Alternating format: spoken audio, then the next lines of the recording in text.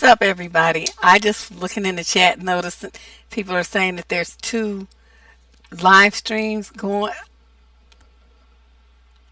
YouTube never ceases to amaze me with their unique ways of creating issues. I don't know what to tell you, but I do hope, if somebody has time to pop over to the other one and send people over here, because they might be confused and waiting around, for us to show up over there. That's terrible. I feel so bad for them. I don't have time to go over there myself because I got to start the show. But anyway, welcome to What the Fuck Tuesday relationship advice live stream. We've been going strong for years and years. My lovely hostess and moderator extraordinaire is here. Shade the light. Oh, she's here, and all the usual people. Hey, you guys. Michelle, I don't even know what to say. When I saw that, I was like, what? How does that even happen? Because I have everything set up with the stream key and everything. So how can there be two going on at the same time? I don't understand it, but whatever. Anyway, I'm glad you guys are here. We have a total of 26 questions today. 26 questions. So what we do is I read the questions out loud, I answer the questions, and I have seen the questions for the first time when you see the questions. This cover sheet hides everything, so I don't see any of the text. And we didn't leave you there. I don't know what happened. But, like I said, if somebody got time to pop, just pop over there and give everybody this link so they know to come here. Because I don't know what to say. I don't know what's going on. But let's get started because with 26 questions, shit, I'm going to be here all damn day. I sound echoey. Well, probably because there's two streams. You know what? Hold on a second. Let me see something here. Let me see. Hold on a second. Make sure.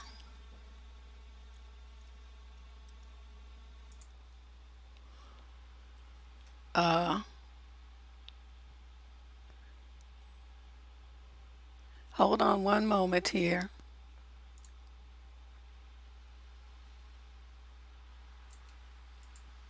Let me just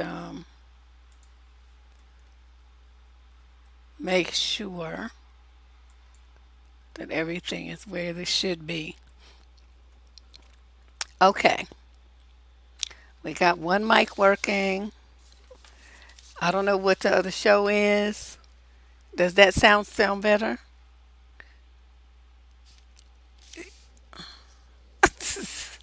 I tell you, I don't touch this setup. I don't touch this setup, so I don't know what happens.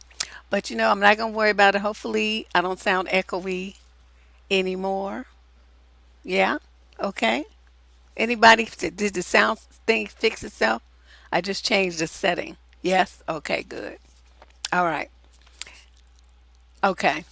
I noticed something, so I may change a slight setting, which I didn't change in the first place. So again, it just does what it wants to do. Okay, let's move on and get started with the show. Question number one. This is a female in the 30 to 35 age group from Salem, Oregon.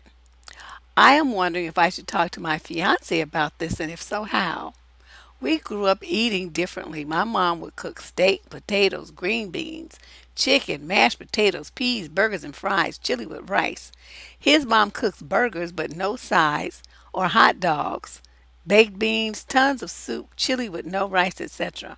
Because I now live with my mother-in-law and fiance, I've lost over 15 pounds because I'm eating considerably less.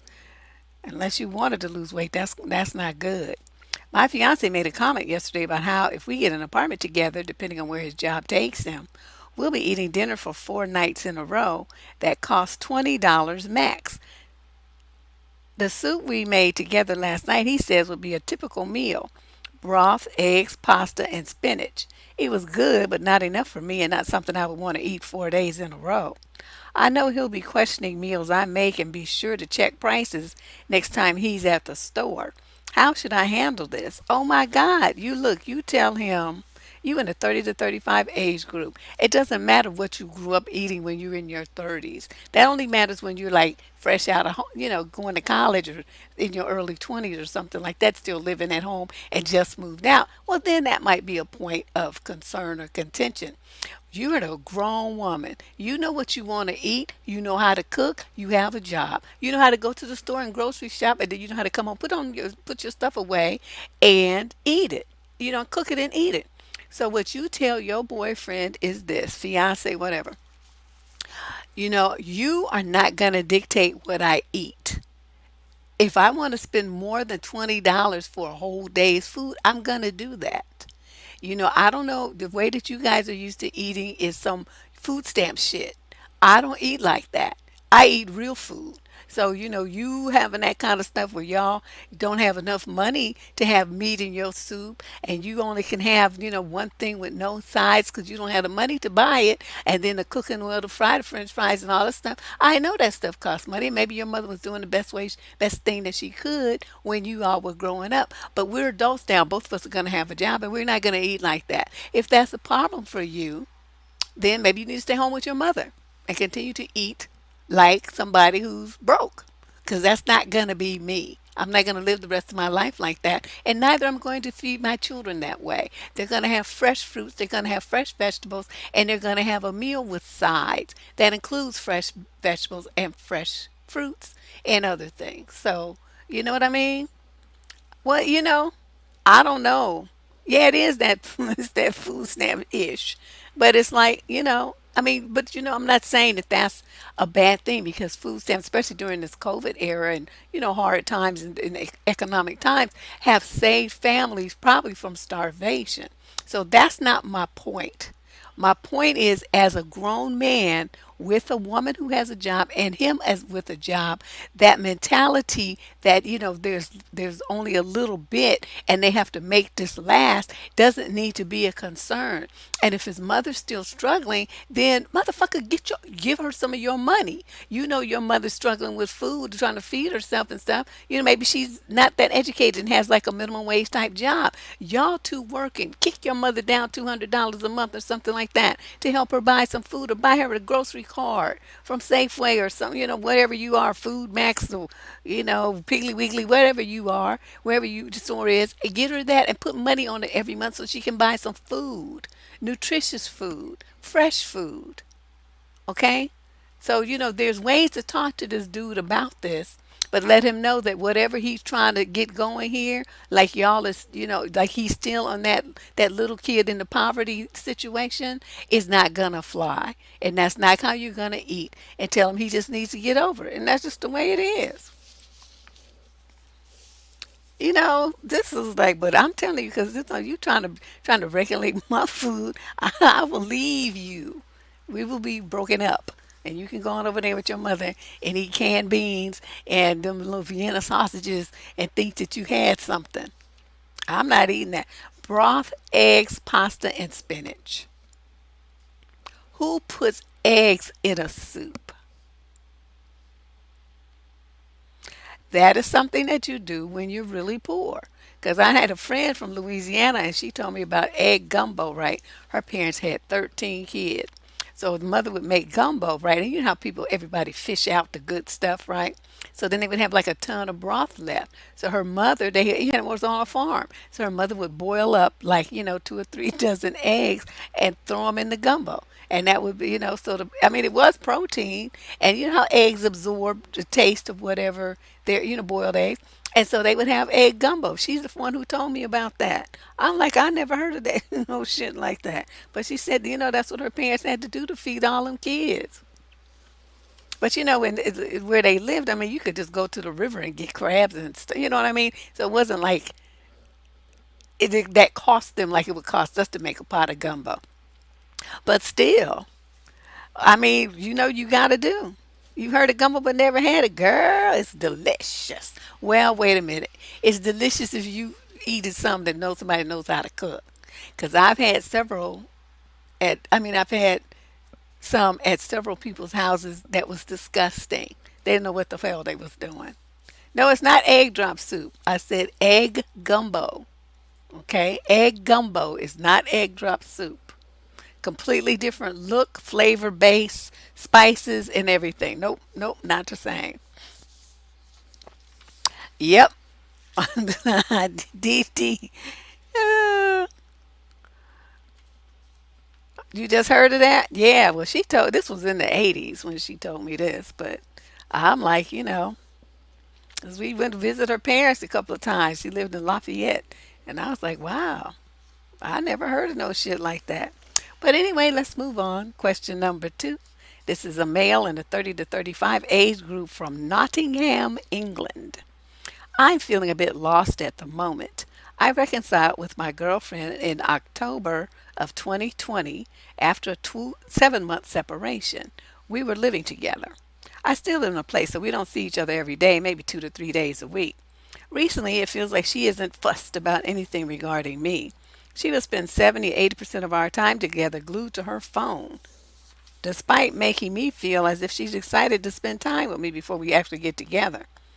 Her eggplant drive is non existent now, even though she had a high level of attraction to me when we first started talking again and things seemed great.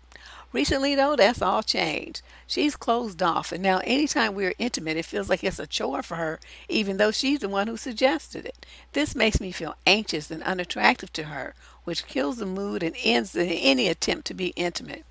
This has led to feeling stale and frustrated, but unable to bring it up without an argument. Anytime I try to bring it up so that we can both constructively talk about it and try to find a middle ground, she closes off to the discussion and becomes defensive, which can quickly grow into an argument.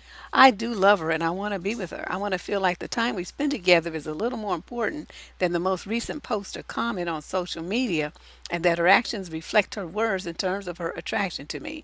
I want to feel like I'm more than just a safety net. Well, you want to feel like that? What the hell you get back with her for? You was broke up. You was apart for 7 months. Okay, you was living together. That means she moved out. Y'all broke up. 7 months later, she's gonna be trying to come back, but she can't even fake it. She does. She doesn't want to be with you anymore.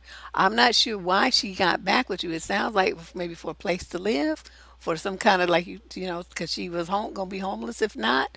But she can't fake it. She can't fake feelings she doesn't have. She's thinking if she sleeps with you, that will distract you from the fact that she's not really feeling you anymore. So this is what you're gonna have to do, and I know it's gonna be hard for you because of the fact that you just said that you love her and you want to be with her. Okay. What she's offering is not love, and she's not offering herself in any way, shape, or form. You're going to have to make a hard decision here, dude. If you're going to struggle along and suffer feeling anxious and unattractive and unwanted and nothing but a safety net being used, are you going to cut bait and say, look, I thought this was going to work. You sounded real enthusiastic and talked me into it. And I let myself be talked into whatever you want to say because you did make a decision. But I can see that it's not really working. And so let's just end this farce, get out. And that's what you do, you know? She's on the phone and she's all this. No. This, I mean, and I don't think I'm just telling you this. I would say the same thing to a woman if the situation were reversed. You're not getting the relationship that you want. That means it's time for, to stop wasting your time. Let's move on. Question number three. This is a young lady in the 26 to 30 age group from Charlotte, North Carolina. My boyfriend and I have been together for 3 years and live together. He always forgets my birthday, so I usually remind him. Okay, so you have a boyfriend who, for 3 years, with a smartphone and electronic calendars with reminders and pop-ups and email reminders and smoke signals and alarms that he can set and all kind of stuff for quote forget your birthday. That's what you telling me. And you stayed with him. Okay. Last year he forgot, so I reminded him again. He proceeded to plan a barbecue at the house on my birthday and invited some of his coworkers. He wished me a happy birthday first thing in the morning, but that was it. No gift, no card, and no cake. I thought maybe he was kidding and hosting his coworkers was just a cover up for something else, but it wasn't. The barbecue wasn't even a it tells you everybody's birthday. Oh, okay, I forgot about that too. Um The barbecue wasn't even partly a celebration of my birthday because he hadn't told any of his guests. The whole day was exhausting with cooking, cleaning, running to the store, etc. So this year, same story. About 5 days before my birthday, he told me he would invite his coworkers over the day of my birthday for a barbecue. I again reminded him that it was my birthday that day and asked if we could please do something else. He said no, too late. The invite already went out. Then he told me he'd tell him it was on my birthday so it could be a party for me. I barely know any of these people. Having a birthday celebration with his coworkers feels so awkward. I told him that, and he got angry and started complaining about how I never want to do anything, how I'm not a people person, how I want to sit at home doing nothing, and it's just so boring to him. It's true that he's more social than me and has many more friends.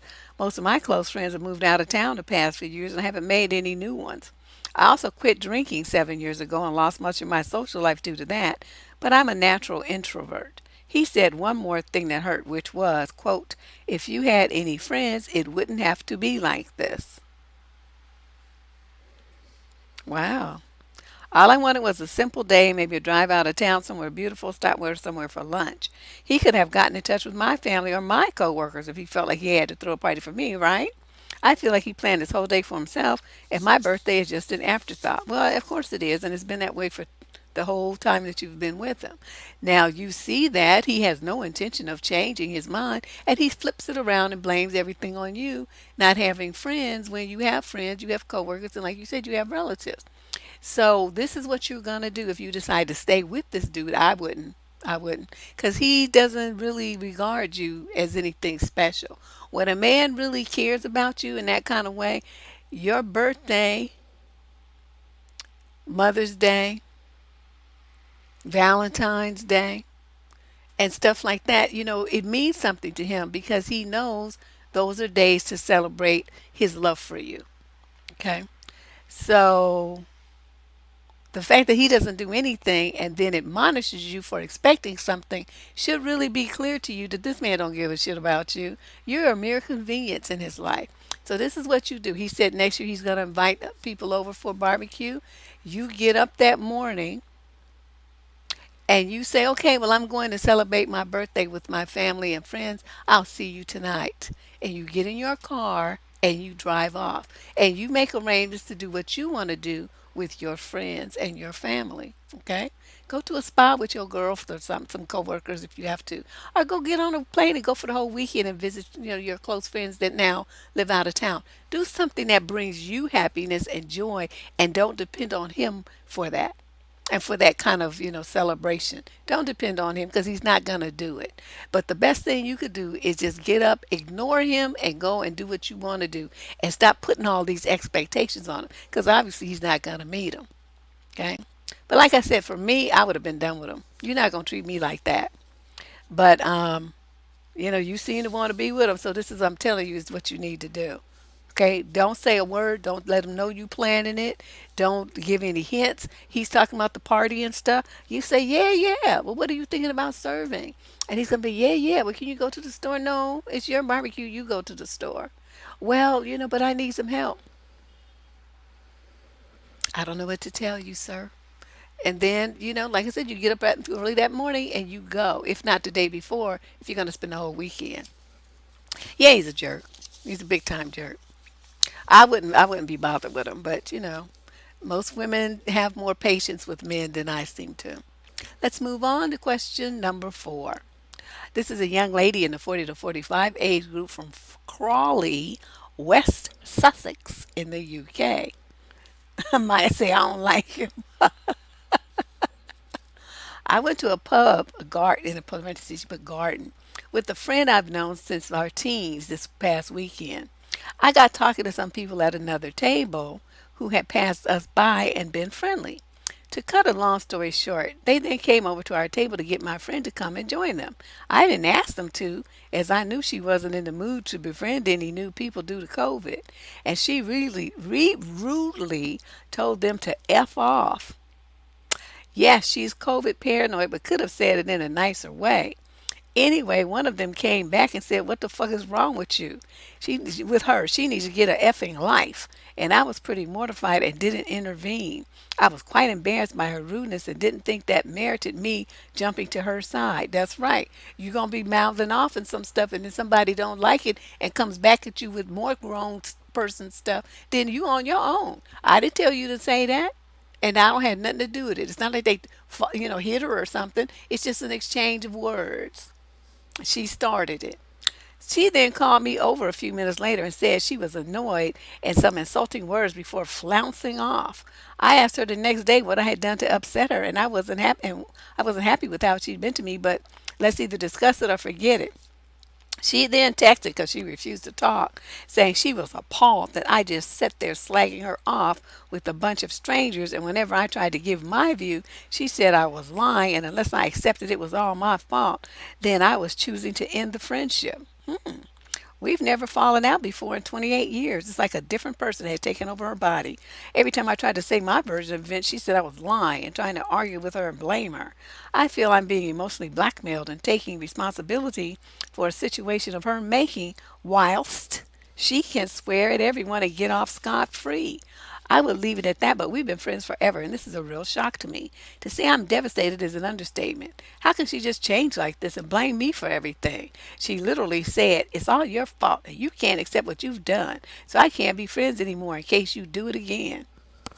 I haven't spoken to her since the text discussion slash argument last week and suggested a timeout, but where the hell do I go from here? You go to the land of new friends. That's where you go. You have an express ticket and you go directly there, and what you do is you block her and move on with your life. Because you people like to think because you've been friends for this long that it should continue. There's a beginning and there's an end to everything, including your life. So why you would think that 28 years is a good run for a friendship between two women. That's a long, long time. But it sounds like, some women start having some real emotional and mental problems with menopause, not to mention this COVID thing has really messed people up, not being able to socialize and stuff. They've getting some real kind of neurotic, psychotic stuff going on, and it's like worldwide these things are happening. So that in itself I'm not surprised about. What is let me tell you the difference in how you handled it. Okay, so we're sitting there, talking, and the people go to their table, and then you come and they try to get her to come and join them, and she says, "F up." I would have got up and went over this. What the fuck is your problem? You be talking to people like that. You act like a goddamn animal. I'm not going nowhere with you. Get the hell out of here. I'll see you in another lifetime. See, my thing is this: you're not going to embarrass me. If you think that's how you're going to act, then I'm going to embarrass you back. And I'm way better at it than you. So if she gonna fuck off and this and that, then it would have become the kind of thing that we would have had a scene right there at the restaurant. It would have been ugly. And they would probably had to throw both of us out. But you're not going to talk to people that you see I'm friendly with, talking to like I have some sense. And this is how you're going to interject yourself. This is how you're going to publicly display yourself and call yourself my friend. Nah, bitch. Not happening. Not happening.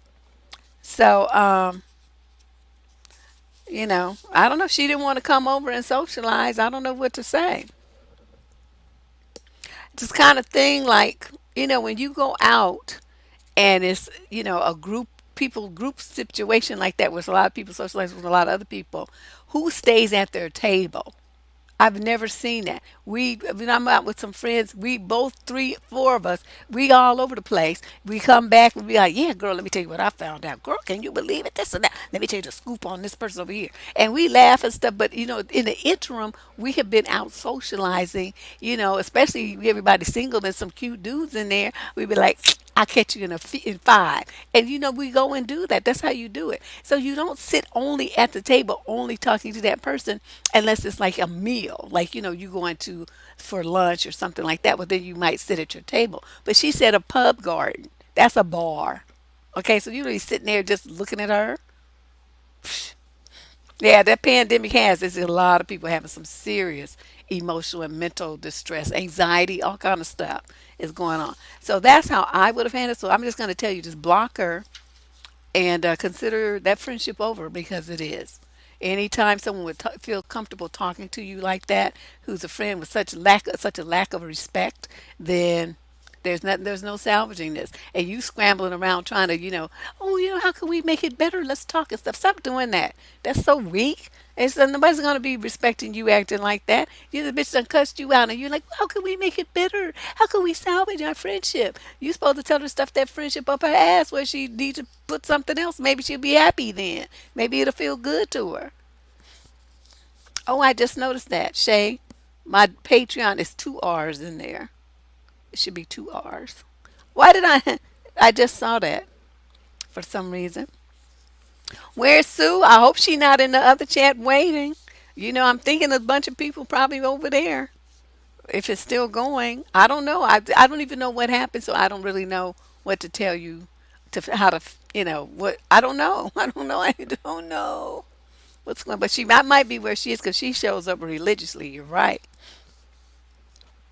Okay. Yeah. See, and it's only 96 people over here. The rest of them must be over there somewhere. Question number 5. This is a female in the 36 to 40 age group from Belfast, Ireland. I have been divorced for 6 years now and have not spoken to my ex-husband in 4 years.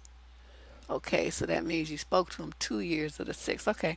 We went through a messy divorce with him having an affair with a friend. This woman's lies got me locked up for one day and a night. I was strip searched 3 times. Oh, yeah, they was messing with you. It's not necessary to strip search but one time once you in there. What they keep doing that for? They just wanted to look at you.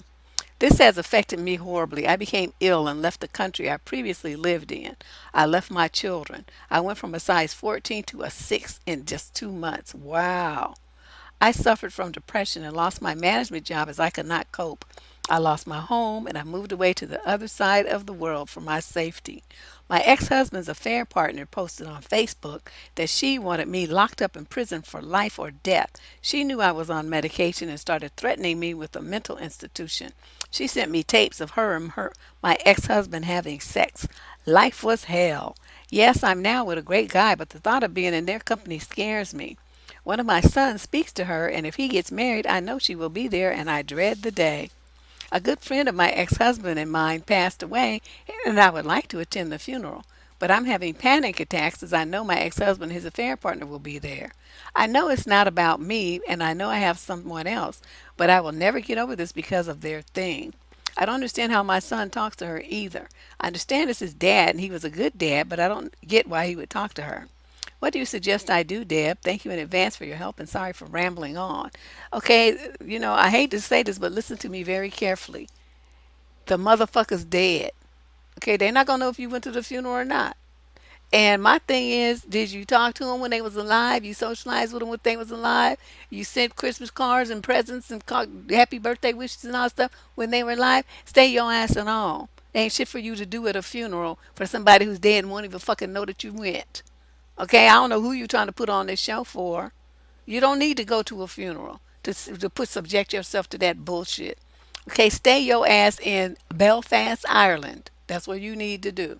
Okay, plus it's if it's a friend that was a mutual friend, yeah, he's gonna be there, and they're gonna be laying in wait for you. And since they're narcissists, they're gonna have their flying monkeys waiting for you too. And your husband, not the new guy you got, not knowing this whole scoop, is not gonna be prepared to deal with that. Stay your butt away from there. As far as your son's marriage, if he gets married, you're not going to that either. You know why? Because he made his choice. Now listen to me very carefully. This boy knows what that woman did to you. He knows how this woman bullied and mistreated you and made accusations and ruined your life and mental health. He knows all this. Yet he chooses to be social and friendly with that bitch. Okay, so that means your son has made a choice and it wasn't you. So if he gets married, if you want to, you can send a present and a card and say congratulations. That's all you do. You're not going to the wedding. You're not gonna go. Okay? There's nothing for you to go. There's no reason for you to go there. I mean, look at this realistically. What child would choose to even talk to, be friendly with, socialize with someone who did their mother like that if they gave a shit about their mother? Okay? So, oh, thanks, D Mac. But this is, this makes no sense. Your son is made a choice and it's not you. So you stay where you are. You work on healing yourself. You form relationships with healthy people that don't know anything. They don't have any relationship to your ex-husband or this heifer, and you just do what you need to do. Okay? Cut toxic people out of your life because your son, even though that's your child, is his mind is messed up and he's a very toxic young man as far as his choices to do. So let he want to have a mother there. His stepmother can go and represent. You stay at home. Okay. Well, we don't. That might be, but the whole point about it is, once we're an adult, who said that? I shall. Once we're an adult, we make our own choices. So whatever the dad may have done when he was a young child, a teenager, you in your 20s now. So your daddy's not gonna have no power over you that you don't let him have. Children, yes. Adults that are working or have their own homes, pay their own car note, pay their own taxes and stuff. You make your own decisions, just like your parents didn't tell you to smoke and drink and stuff either, did they? But yet here we are. So that's why we make a choices as adults for how we want to live our life. He's making a choice to be friends with this woman who did everything, went out of her way to attack and hurt his mother. Okay? And she's still trying to figure out how to have a relationship with this son. He would be dead to me. He would be dead to me. People be like, don't you have a child? Nope, I sure don't. I don't know what you're talking about. I don't have shit. I have a dog. That's it. That's it. Let's move on to question number 6. This is from a young man in the 26 to 30 age group from Burbank, California. I believe nightclubs are a dwelling for many low value men to lust over women. Yeah.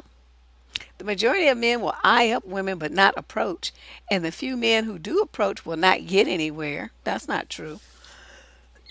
When you speak to a lady at a club, you're already in a subservient position because you've revealed your cards and the mystery is gone. Okay, you one of them PUA PUA disciples.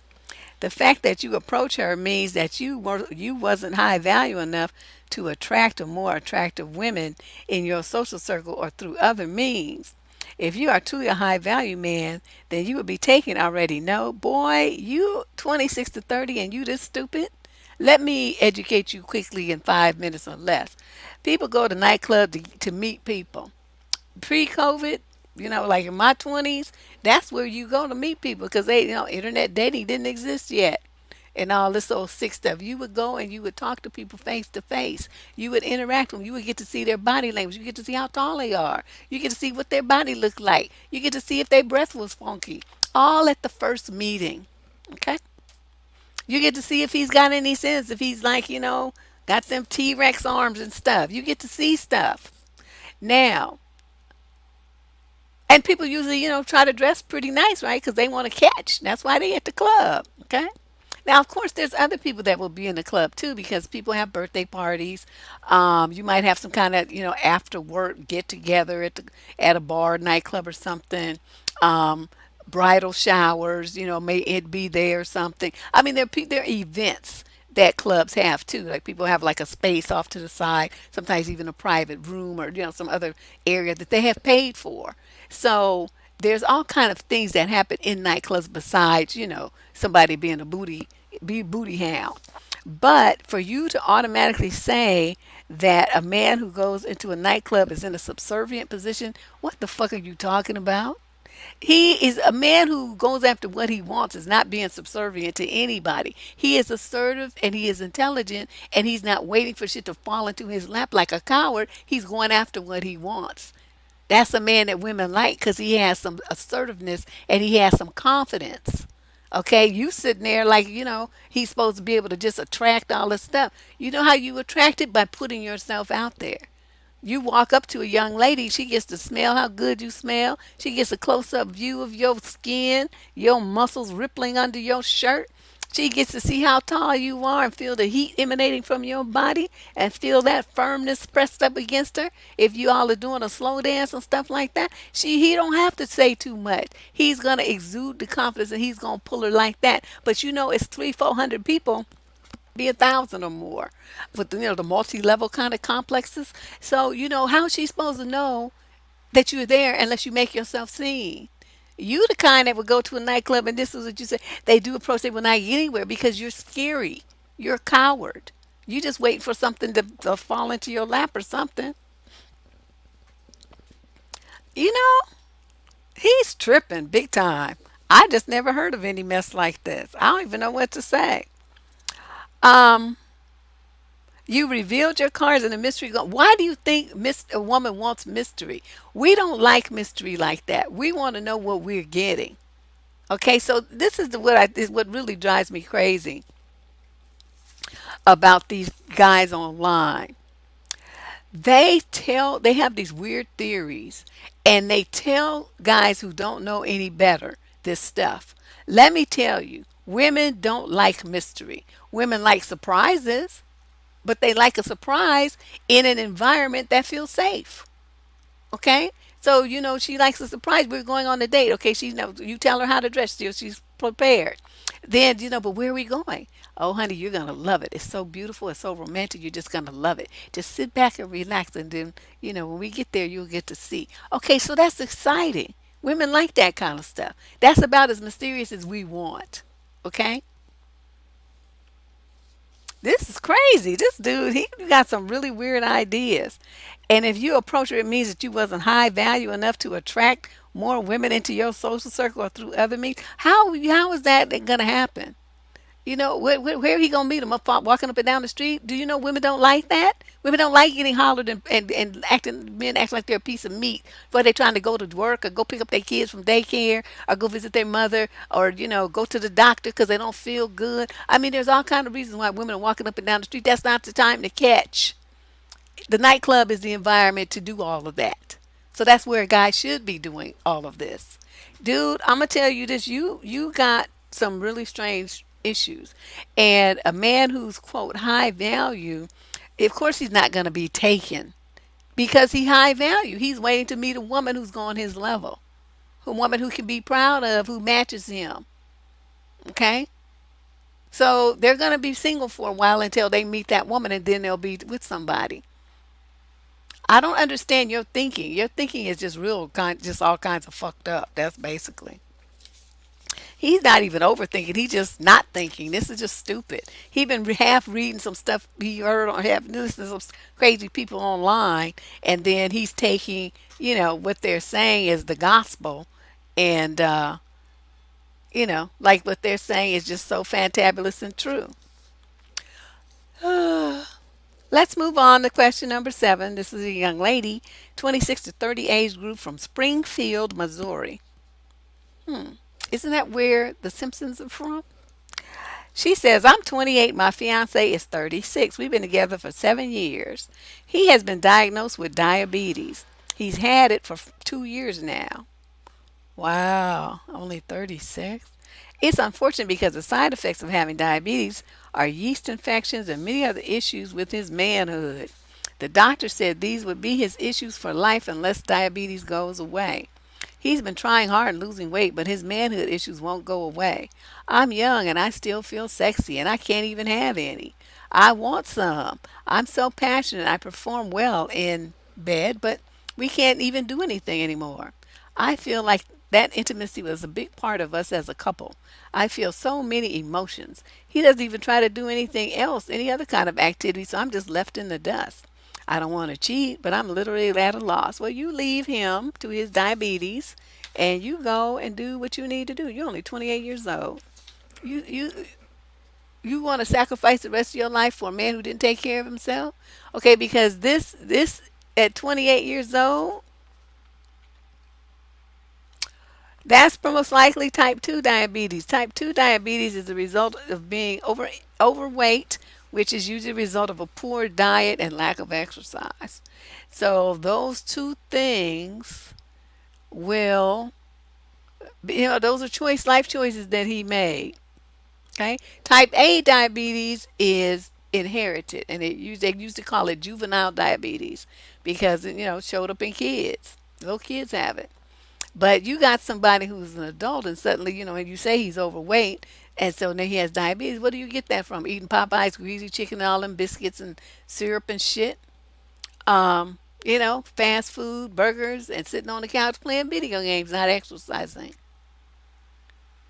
Active people, well, anyway, I'm going down a path we don't need to go, but the bottom line is you're only 28 years old. He made choices that got him into this position. There's no reason for you to cheat. Just tell him this relationship is not meeting my needs. I can't do this anymore. I'm too young. He's already 36. He's on a downstroke to 40. You're not even 30 years old yet. Get out of this situation and move on to somebody else. Broke dick motherfucker. That's mm-mm. I remember I met this guy, right? It was like, after my husband died.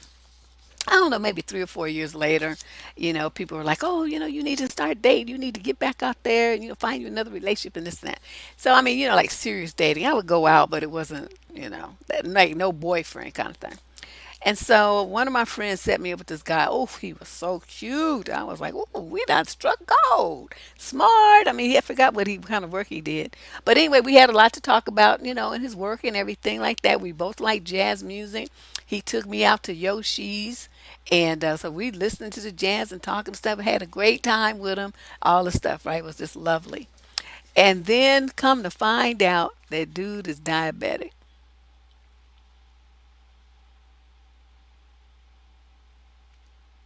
And I knew what that meant.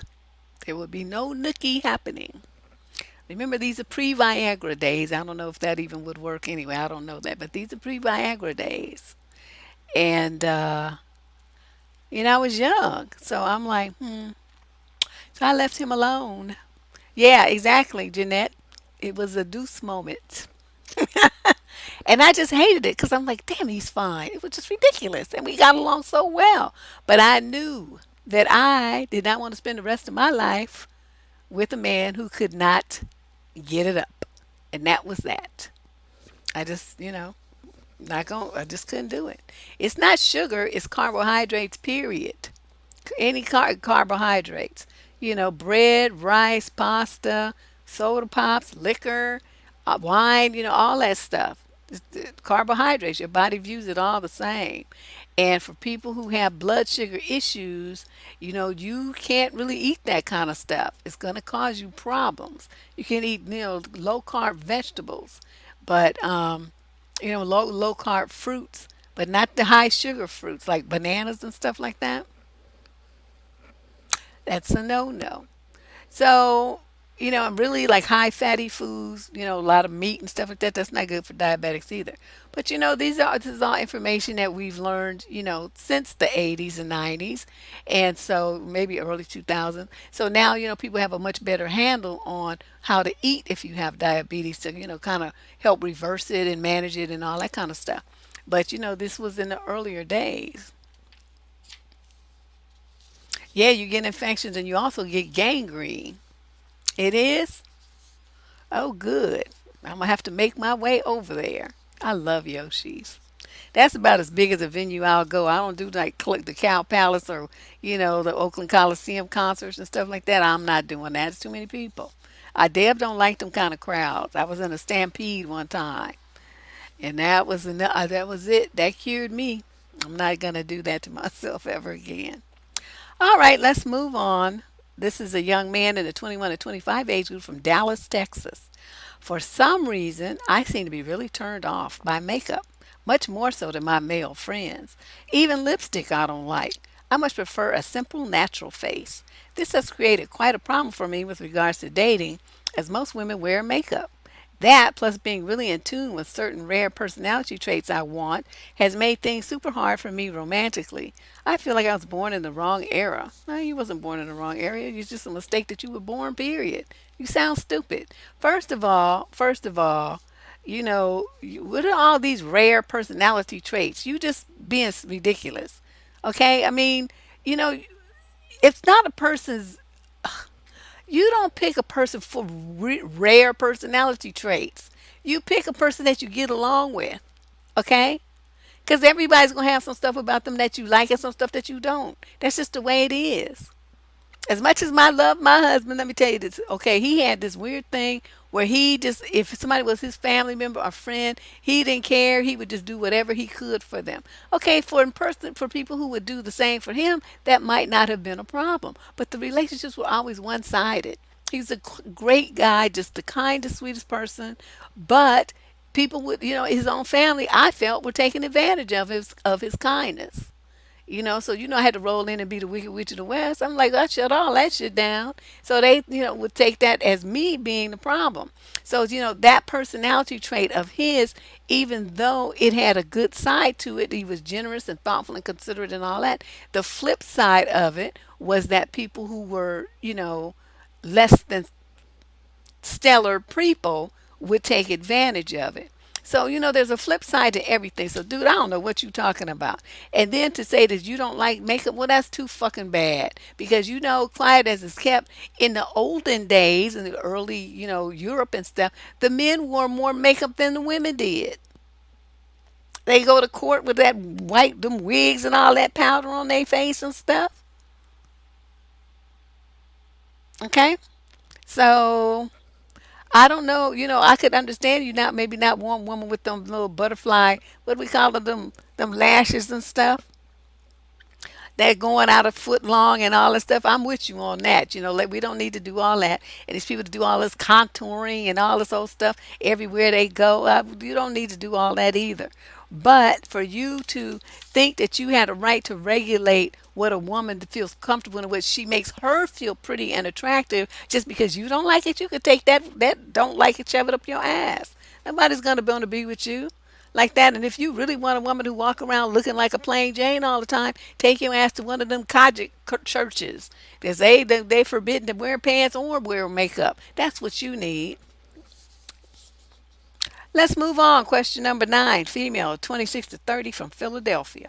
I've been having some ongoing issues with my boyfriend about communication and him going 17 plus hours at a time without responding to messages, which was something he wasn't doing at the beginning of the relationship. We managed to resolve this issue of non communication for the past 3 weeks. But this week he started doing the same thing, except it was worse. It started on Saturday where I would call and text and he would literally not call back, and the texts were not being responded to except for 24 hours. I know he has been stressed with work and other things, but I felt like I should be someone he leaned on, not someone he ignored. I wonder how long y'all been dating, especially after our conversation about communication. Today I sent him some text in the morning just letting him know I'm here if he wants to talk. And again, I did not receive a response. I decided to do something very stupid and showed up at his house unannounced. I did not go knock on his door. He has kids and I didn't know if the kids were there or not.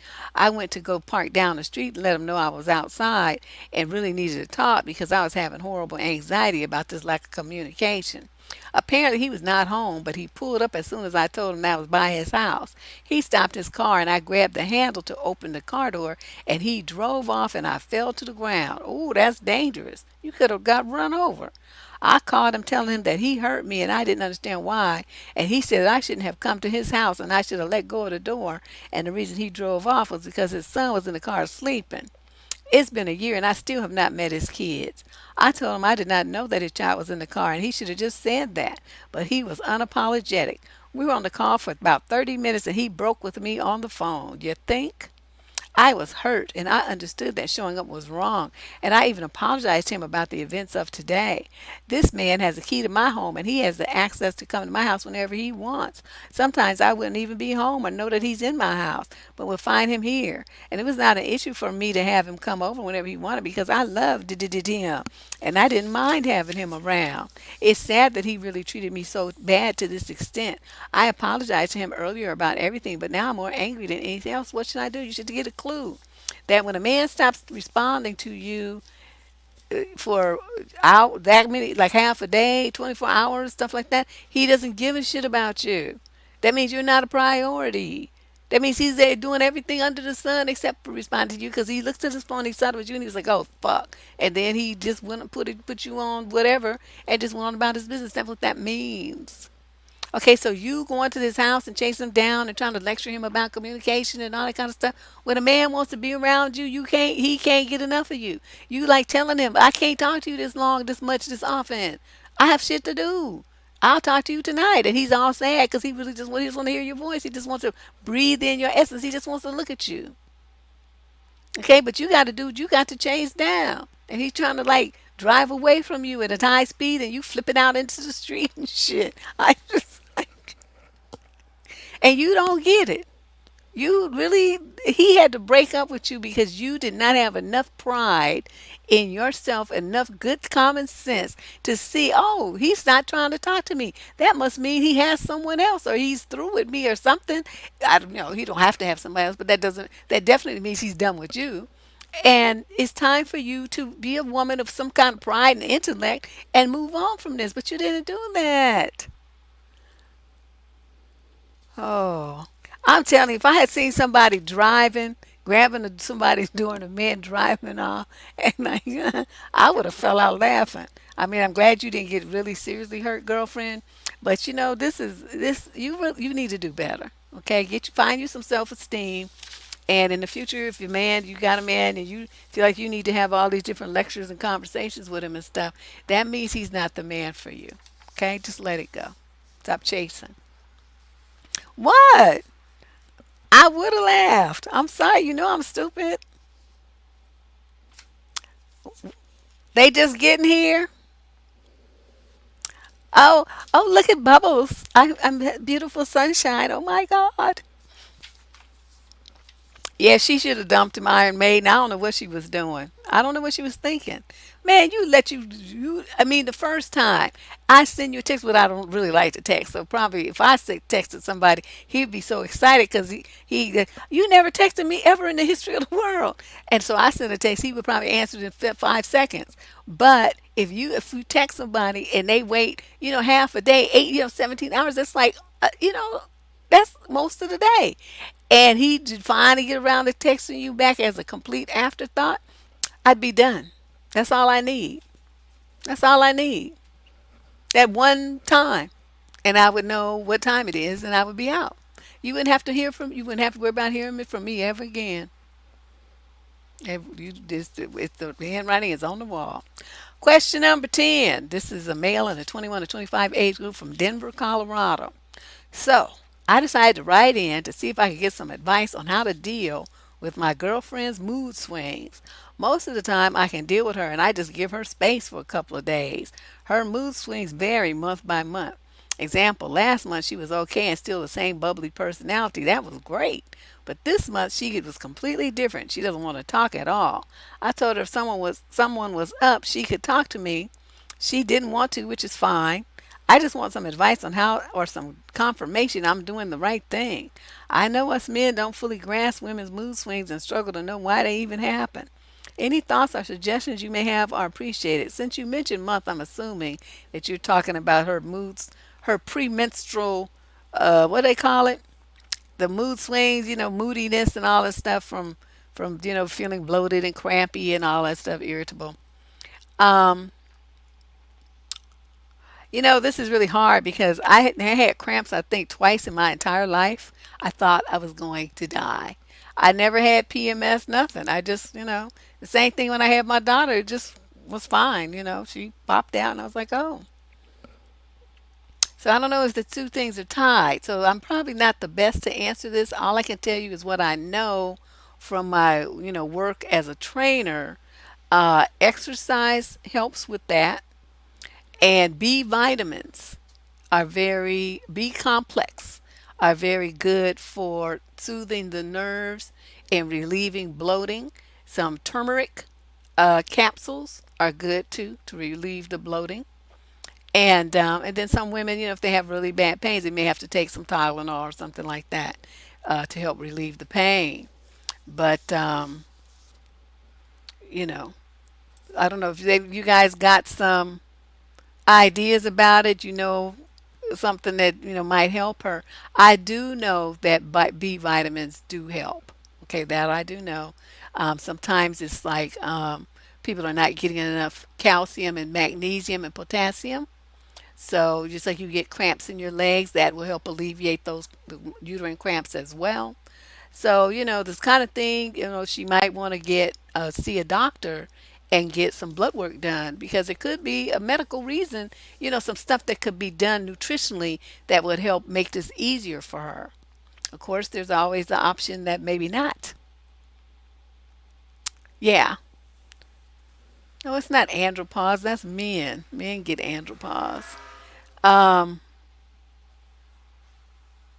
Yeah, that's the best thing I can suggest. When she's not in that state of mind, suggest that she see a doctor and maybe, look into what nutritional changes she can make that would help her. And she would be happier too. Okay, well, look in the chat room, sir. And there's some ladies are making some suggestions there that maybe you can help utilize for her, or you guys can talk about it or something. But I do want to congratulate you on trying to be empathetic and trying to work with it. You must really love this little girl, and it's the kind of thing that people handle it differently. And I had a friend, man, she used to get her PMS was so bad, her hair was stand, and I'm serious right now. She had like a little short haircut and a little pixie cut, and she had a cute little face and everything, but her hair would actually stand up on end. It's like looking like Buzz Lightyear or somebody. It was terrible because she would just be like have such anxiety. It would make her hair stand up, and the rest of the time it just laid down beautifully. But during that time of the month, her hair would stick up in the air like a buzz cut. It was crazy. So yeah, they're giving you a lot of suggestions here. So look at those over and see what may work for you. Okay. They have this is like all kind of stuff is going on over here. Okay, let's me move on to question 11. This is a female in the 30 to 35 age group from Montreal, Canada. I have found myself in a situation where I could use some advice. I moved in with my partner of 4 years about 2 years ago. He has always struggled with depression, and then he lost a job a month into us moving in together. I found out a few months later, after supporting him through his lowest points, taking time off university and work, that he had been messaging another girl claiming that he was single and arranging to meet her. Wow. Deb, one night I also found that he had sent messages and pictures on a swinger site to other men. Ooh, ooh. We tried to work through some things, but things have gotten toxic and volatile, and he has some anger issues that he needs to deal with. I want to leave and start afresh, but I don't know how. It's become apparent in the last few months that we don't want the same life goals. We own our house together, and I don't want to uproot and move elsewhere. What advice do you have for me? Well, you're going to have to do that. Why did you buy a house with somebody that you're not married to? See, y'all keep doing this dumb shit. I don't understand. If you have enough money to buy a house, buy your own place. Even if it's a one bedroom condo, it'll be just yours. You don't buy a house with a boyfriend. I don't understand why y'all keep doing this. And then since he wasn't working, right? That means you were the one paying for the house while he's sitting there being unemployed. You're covering everything. So you could put way more money into that house than he has at this point, right? So what you would have to do is go to an attorney, show that he wasn't making any income and you were the one paying for it, so that when it's time for him to buy you out or sell it, you're gonna get 2/3 of the equity, whatever, if you even have any after only 2 years, and then he would get the other third, or he 25% and 75%. I don't know how it's going to work out financially, but this kind of thing here is a dumb bunny move. You don't never buy a house with a boyfriend. Never, ever do you do that. Either you all get married so that it's community property, or you don't and you just buy your own shit. Okay, so now you got this problem. So now what you're gonna have to do, like I said, see an attorney first, and then you're gonna present him with an option. Say either you're gonna buy me out, or hopefully if you have enough money, you can buy him out, and then you send him on his way and you keep the house, or his parents might chip in his money for him and help him buy the house, and then you buy, he buys you out and you go on your merry way. Either way, the house has to go along with this relationship. Okay, and then don't ever do this again. Don't ever do this again. But you need to see, you do need to see an attorney because you're going to have to prove how much money you put into the house. So you're going to get all of that back that he didn't contribute before there's any start of quote splitting of the value of the house. So whether he buys you out, you buy him out, or you sell it, you still have to remember that the unequal contribution of resources to this property, and it's heavily skewed on your side since he lost his job a month after you moved in. Okay, and you supporting him and paying for the mortgage, so that all has to count for something. So move on. Question number 12. This is a young woman, 30 to 35 age group, from San Rafael, California. My friend, let's call her Jennifer, just found out her husband is cheating. Jen and I are both 30 years old. She doesn't know I already know, but we have a girls' day / night planned this coming weekend, and I know when I see her, she's going to tell me what happened. I only know because she told our other friend over lunch, who told me after I brought up having a weird, borderline psychic dream a few weeks ago about Jen and her husband splitting up. Anyways, when she tells me I want to be able to support her, my initial reaction was obviously to kill him because Jen is the sweetest soul and I'm pissed that he has hurt her like this. But I don't want to start bashing him when this is still so new and she's probably severely hurt. She's the kind of person who's very sensitive, and I just know she's going to blame herself. The most important thing for me is to make sure she knows that this has nothing to do with her and everything to do with him and his issues. I just don't know if I will say the right things. How do I support her through this? What are the right things to say in this situation? From what I know so far, she doesn't know if she's going to leave him, so I want to make sure I don't give her my opinion unless she asks for it because it's not my place. Like I said, I could literally knock down their door, drag him out of the house, and beat him to a pulp for her. But my biggest concern is just helping her get through this and know that she will be okay. Also, if any of the ladies of the squad has any girls' day / night ideas for this coming weekend that will lift her spirits, those will be appreciated too. Okay, so you guys have an assignment as well. Ideas for girls' day / night for this coming weekend. And she's in California. So this is the Bay Area, San Rafael, California. But the concept, I mean, could probably be executed anywhere. But if you live in this area, you might know a specific place that you could recommend for her. So I'm going to concentrate on handling the thing about the husband splitting. There's a very good chance that the husband cheating. There's a very good chance she may not tell you because she has to kind of massage it around in her brain and figure out how she feels about it herself.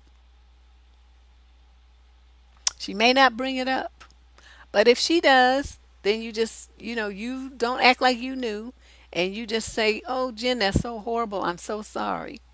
She might cry. You just, pat her up.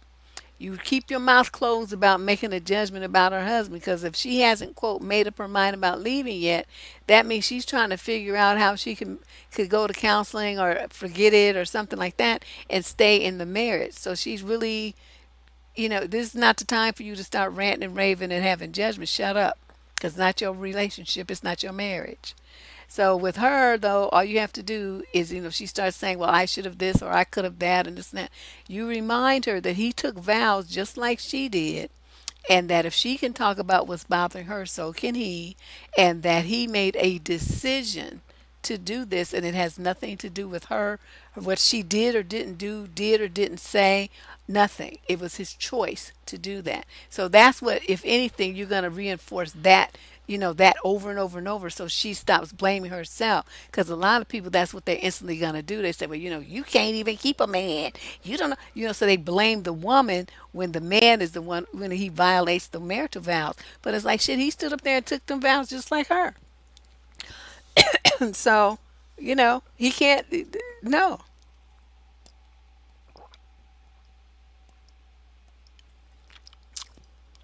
So they're putting some ideas in the chat stream for you to think about some stuff you could do in the area. So take a look at that and see if any of those ideas sound good to you for your girls' weekend. Okay. But yeah, that would be my suggestion. Don't make any judgments about him or all. Don't talk about bad about him, because then when she decides to stay or they go back together, get counseling or whatever, if you talk about her husband bad, then she's gonna start avoiding you. Okay, and you don't want that. Keep your mouth closed. Stay out of other people's marriages. Question 13, female, 26 to 30, from Washington, D.C. I recently reconnected with a friend from college, and we were planning to catch up and go see a movie. He asked if I could make some cookies, which I used to do for our friend group. However, he keeps insisting on coming over and baking them together and watching the movie at my place, which I'm not comfortable with. Oh, does he really now? The last guy friend I invited to my house made inappropriate advances towards me. I ended up ordering him an Uber and making him leave. I would invite my boyfriend to hang out with us, but he has work and it just doesn't fit his schedule. How can I tell my friend no to coming over without sounding rude? Why do you have to worry about sounding rude with some chump that you haven't even met, seen, or talked to since college? 26 to 30, so I mean, that had to be at least 6, 8 years ago. What? Unless you're talking about, master's college or something. So in which case it's probably at least still 5 years, 3 or 4, 5, something. Okay, you haven't talked to him, but he wants to get over to your place. So you don't worry about sounding rude. It's your house and your safety and you feeling like, because a lot of times these things happen. They're always, women are assaulted by the men that they know, right? It's rarely a stranger. It's people you know, the majority of them. So this is what you do. You tell him, no, you're not coming to my house. I don't know you like that. Or you could use your boyfriend as an excuse. Say, nope, my man is not into me having other men in my house, so that ain't gonna happen, homie. Something, make a joke like that, blame it on your boyfriend. There you go, easy escape, easy out, and you don't have to worry about it. And what's he gonna say? He's gonna say all this. Oh, it's just we're just friends. It's not gonna happen. This and that. It's like, did you hear what I said? I said no. I'm not gonna make cookies. You're not coming to my house to make cookies or anything else. You will not come to my house. And then he'll shut it down. Yeah, I mean, why are you worried about sounding rude to some chump you haven't heard talk to? He ain't nobody. What are you doing? I don't understand it because my thing is I go out of my way to be rude, so I don't understand these women trying to not be rude. I look for a way to be rude just because I like that feeling. I like it. I love it. As a matter of fact, when people face get all crushed and broken, I'm like, oh, look what I did. It's an accomplishment. Look at me. I'm so good. I'm so good at making people's faces crack. So that's what I would do. I would intentionally bust his bubble. Because this thing here where you hide from the reality of it, me, I'll be like, wait a minute, wait. So I haven't seen you, talk to you, nothing in blank years. But the first thing you could do, you want to do, is get up in my house. That sound like some hood rat shit, right? You're not coming over here. What the fuck? Dude. Wait, you think I'm just so desperate for company? I have a man. And guess what? There's nothing lacking in my relationship that I would want to be even thinking about trying to do anything with you. So that means there's no reason for you to come to my house. I'm not inviting you. You're trying to invite yourself. We're not doing that. You're acting thirsty as fuck. It's like, you want to see me and stuff. We'll go meet at Starbucks or some shit. Denny's. I don't care where we go. But you're not coming here. And that's just the way it is. And I'm not going to your house. This dude he's creepy. This the kind that make me put my knife on. Even if I did go out somewhere with him. Watch your drinks. If you go to the bathroom, when the drink comes, accidentally hit it with your purse and knock it over. Oh my God. I'm so clumsy. Waitress, can I have another one?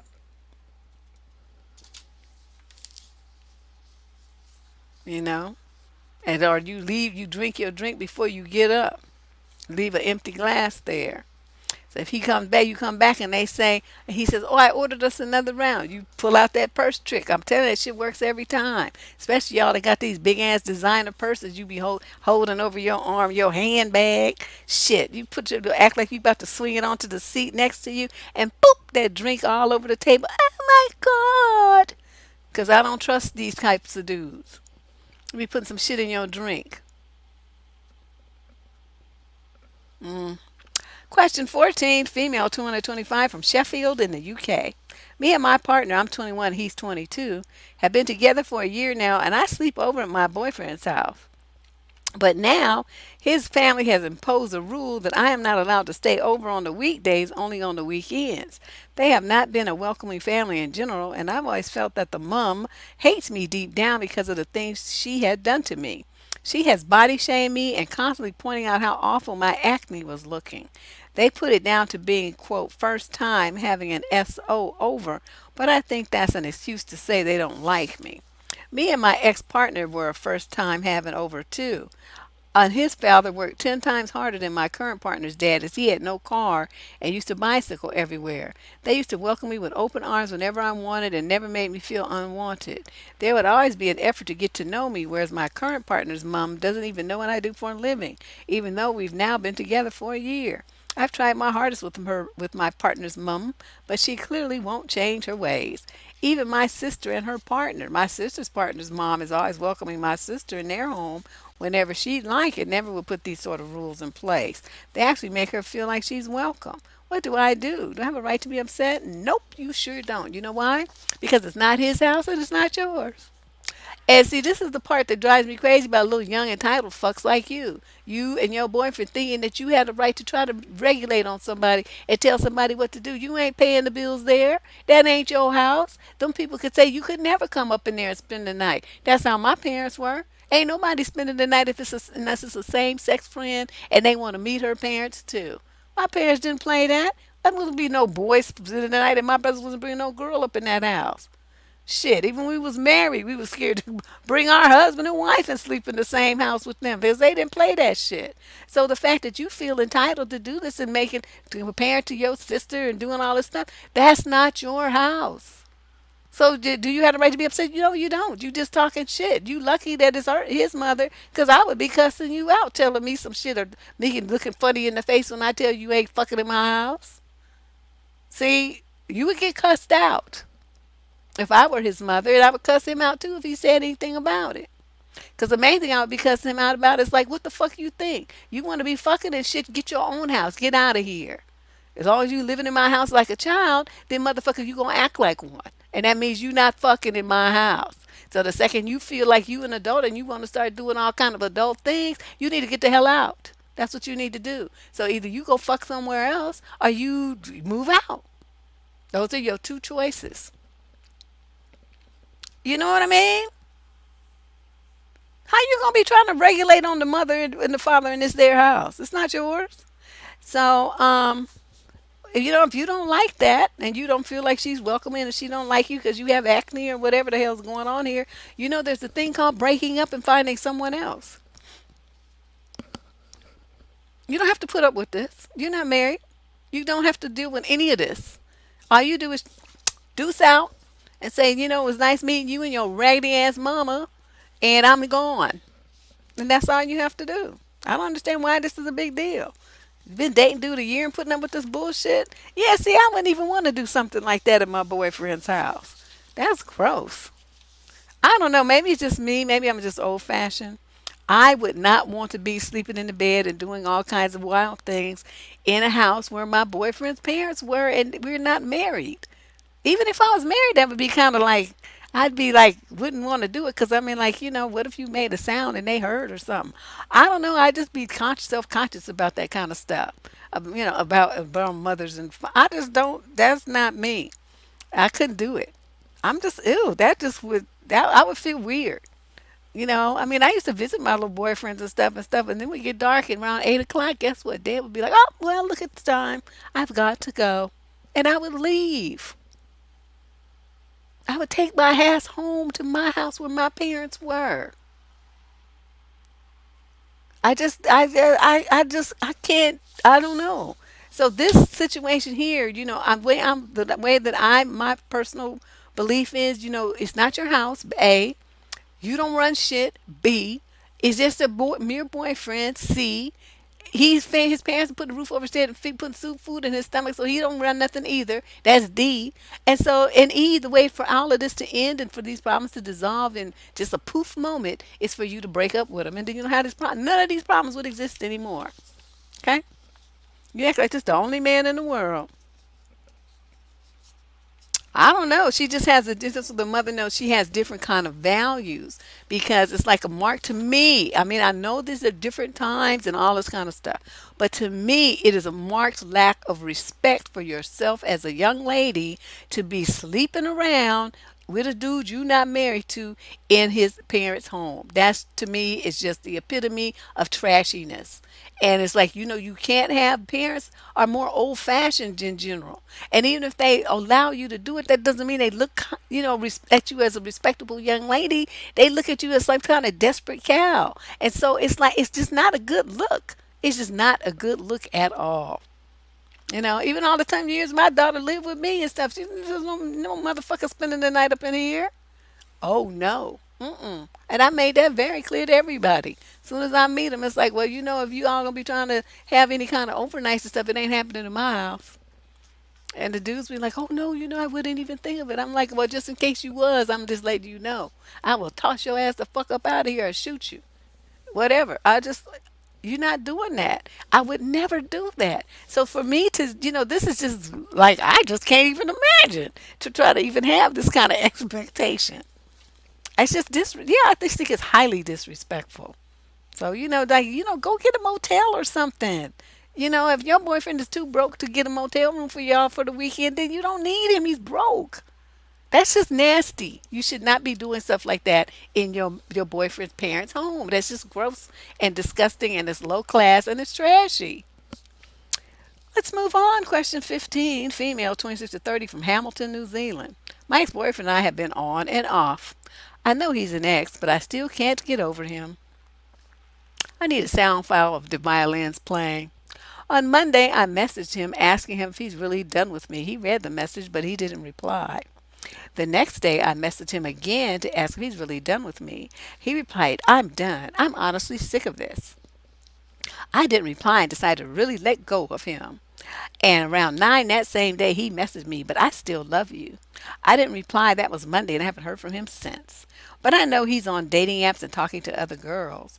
Why did he say that to me? Is it just to shake me up? I know it's over, but why did he message me that hours after he messaged me that he was done? I'm 28 years old, if that is important, and he's 32. So it's not like he's super young. What do I do? Well, you ain't super young either, but you super stupid. Okay, so you worried about, you've been on and off. Okay, once you on and then you go off and then you go back on, that lets you know that's a bullshit relationship. Because if it's a serious relationship, you just be on. There's no off. There's definitely no on, off, all that stuff that people like to do. That's a bullshit relationship. It's trash. Okay? That's stupid. A waste of time. So the first time y'all went on and then you went off and then you went back on, once you went off that second time, that should have been it. That should have been a wrap. You don't keep going back and forth back into trash. That makes no sense. So he says that he's done. He's sick of this. Okay, so that means it's over. He said not only his behavior showed it, but the words, he backed it up with his words. Okay, but then that night he says, but I still love you. You know why he did that? Because you are the back and forth type, and he knows that you can't, quote, can't get over him. It was only Monday, and I said last Monday, right? So that's only like even today, only a week and a day. So it's not like it's going to happen instantly. But but I still love you. That's his game because that leaves the door. He just dropped that little thing to keep the door from really closing, that little door stop. So he to keep the door from slowly closing, so that if he decided that he want to pick back up where he left off and tap that ass, he knows that you would be hanging on to that little one sentence in spite of all the other egregious things that he's done and said to you, including I'm sick of this shit, that you would just let him come right back. Right? That's why he did that. Okay, so you want to know why he did that? That's why he did that. Does he mean that he loves you? Nope. He don't give a shit about you. What he loves is the pussy. the opportunity to have some free, uncommitted pussy from a girl who is stupid and would give it to him, even though he lied his way into it. So he would jump up from bed from you after busting one and head out the door laughing all the way at how stupid you are. That's what would happen.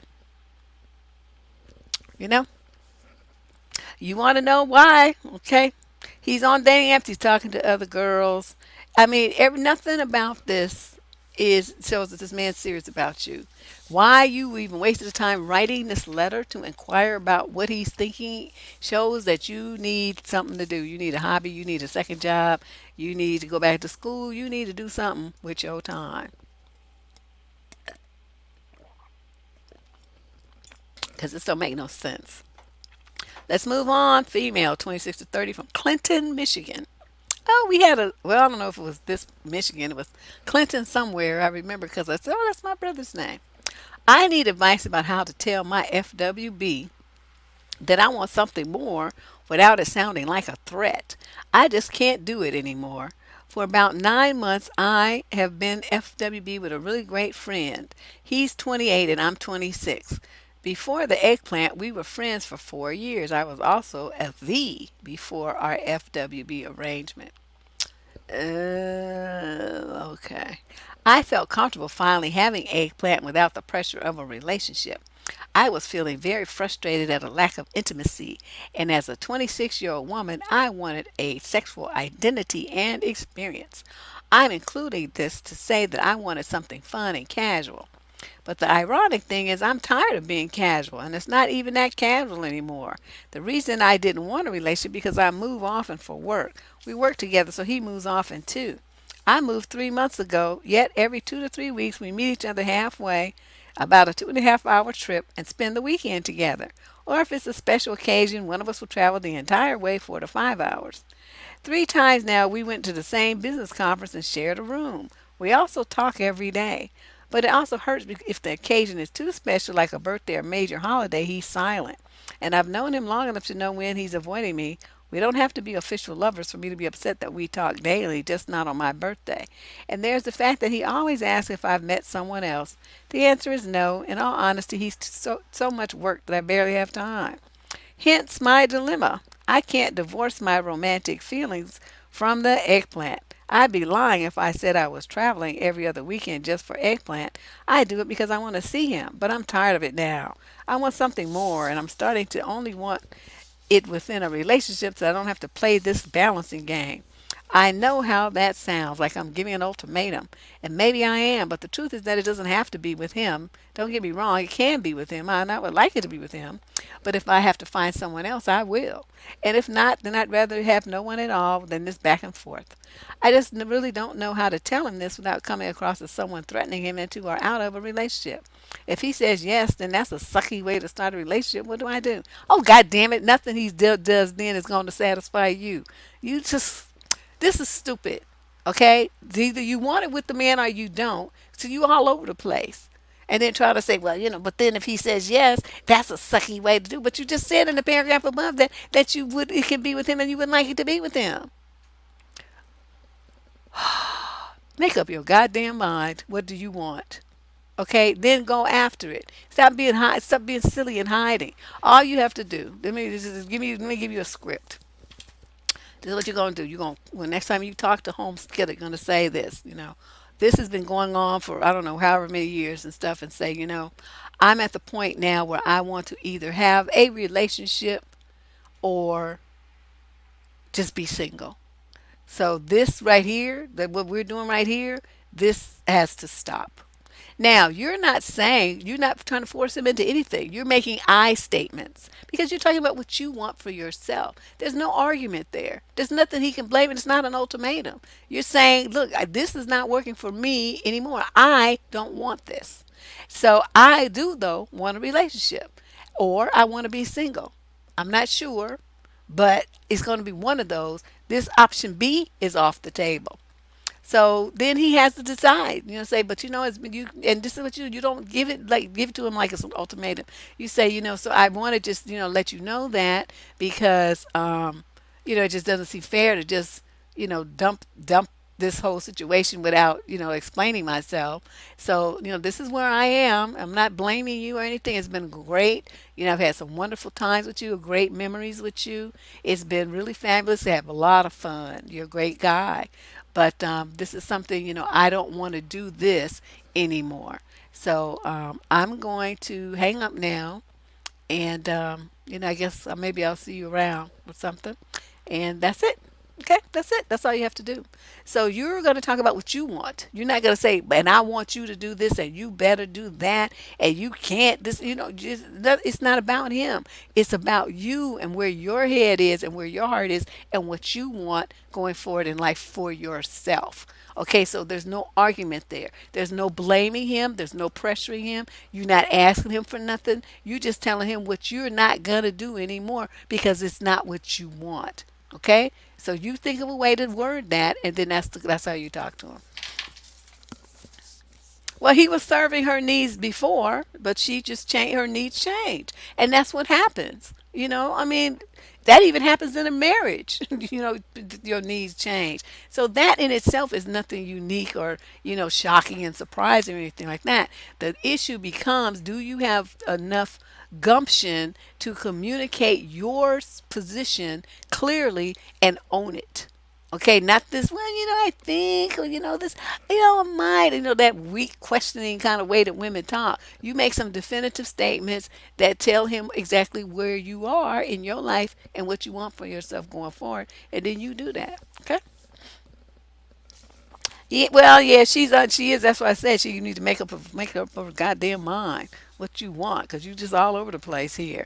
But once you do that, then you make your I statements and get rid of this fool.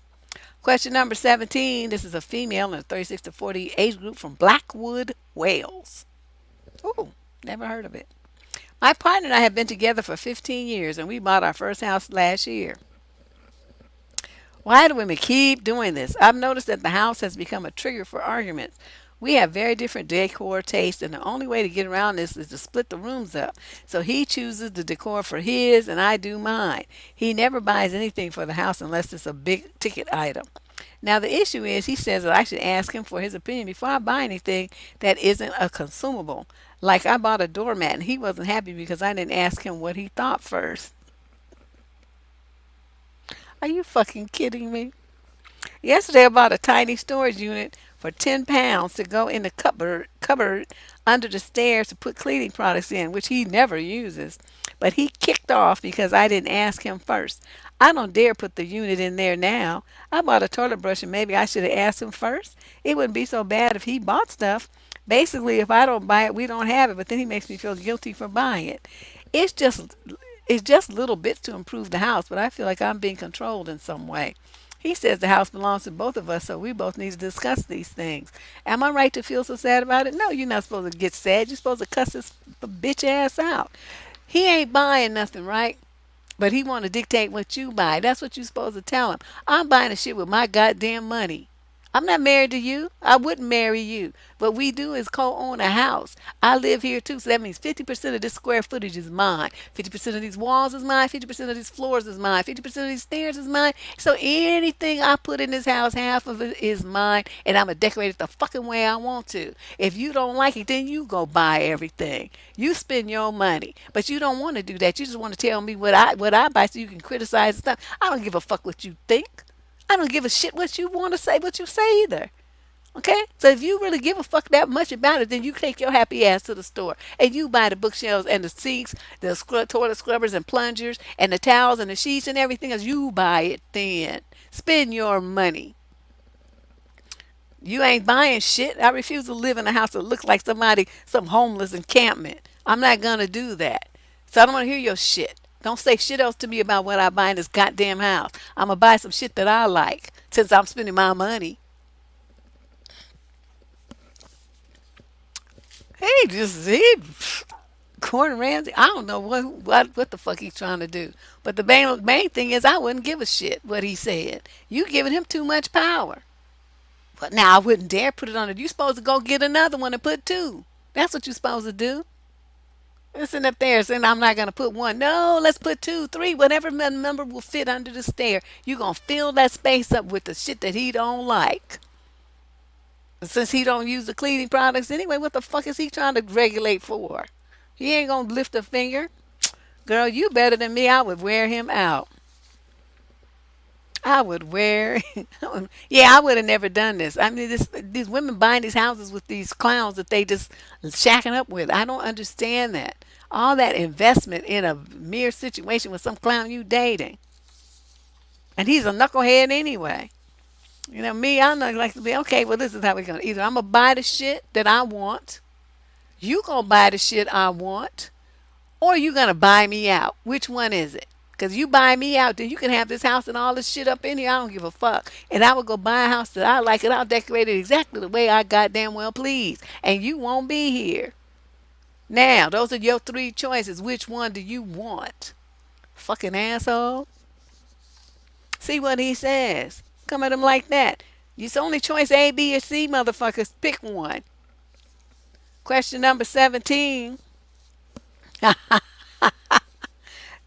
Oh, I'm sorry, that was 17. Question 18, female, 26 to 30, from somewhere in the UK. I have a friend, we're both 29, whose company I adore when we're together because it's just the two of us. She has an amazing sense of humor, she's spontaneous, and in the past, she's been a real shoulder to cry on. However, when it's me and her in the group, I feel like she makes hurtful comments specifically about me or just singles me out in front of them. Basically, she puts me down in front of others, and I feel like I'm being bullied. Oh, really? I would have fun with her. A few examples. We were in a group together. She said in front of everyone that I had terrible taste in men. Another time she made a comment on my physique and how me being gigantic was obscuring her view of someone. I can think of at least five more examples off the top of my head, but they're all in this vein. I've noticed that she doesn't make these comments about others in the group, and I never want to call her out on it because we're in public or I don't want to ruin the night. Additionally, when alcohol is a factor, this behavior gets even worse. And she doesn't remember the actions from the night before. She blacks out. Like, how convenient.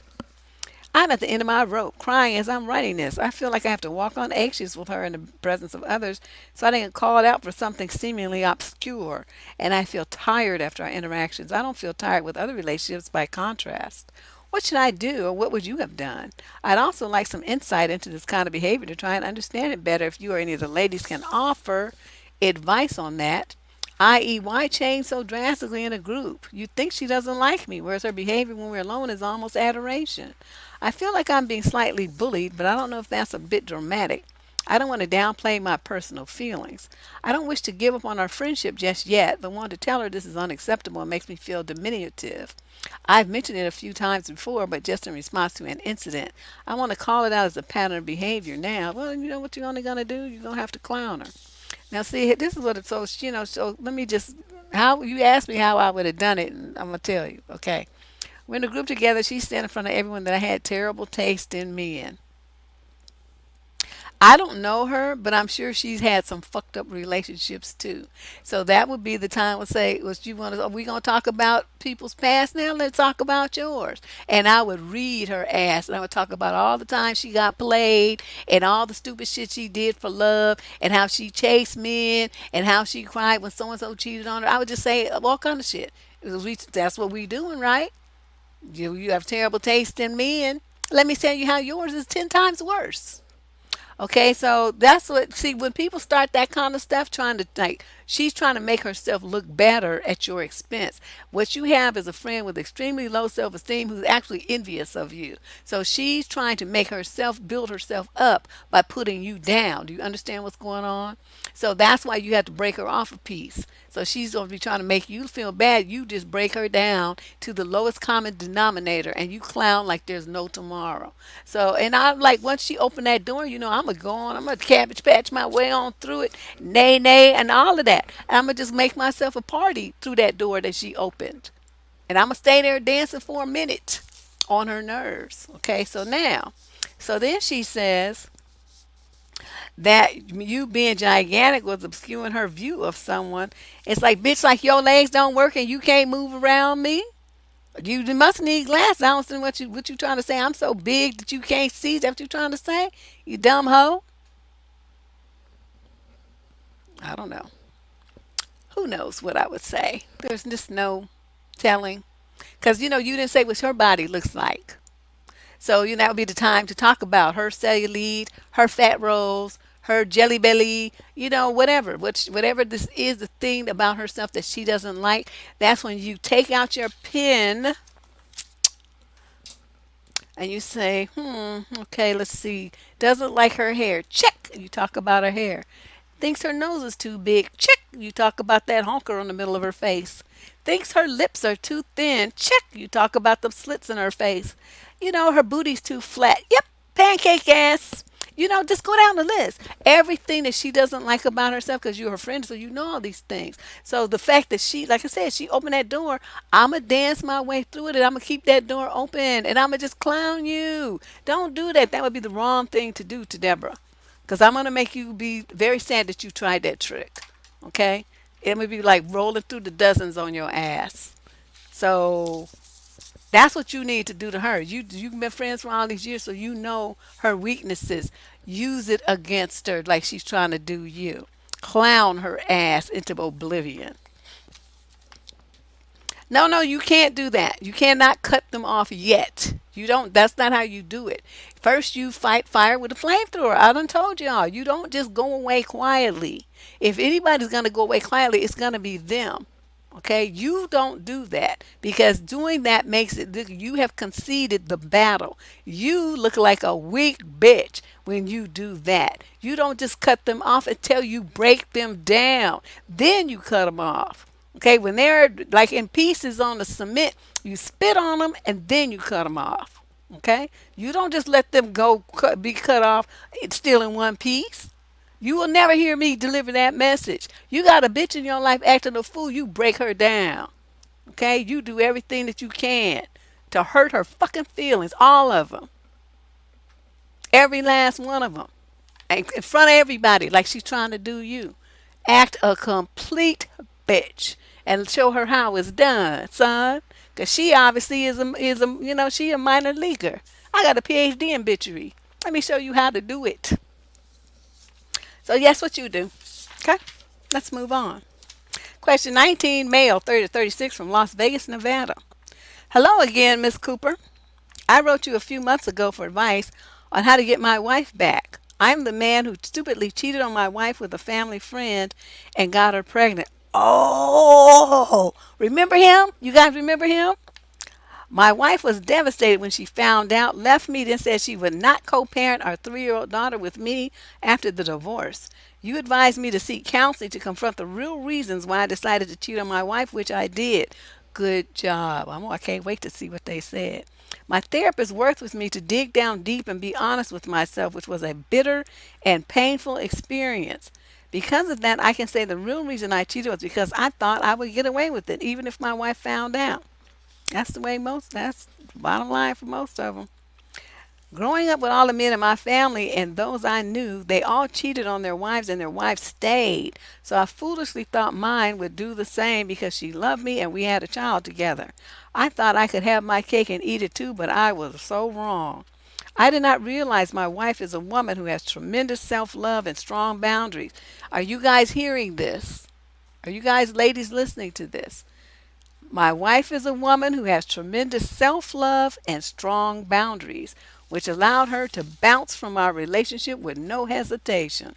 I realize there's nothing I can do to bring her back, and I accept full responsibility for that.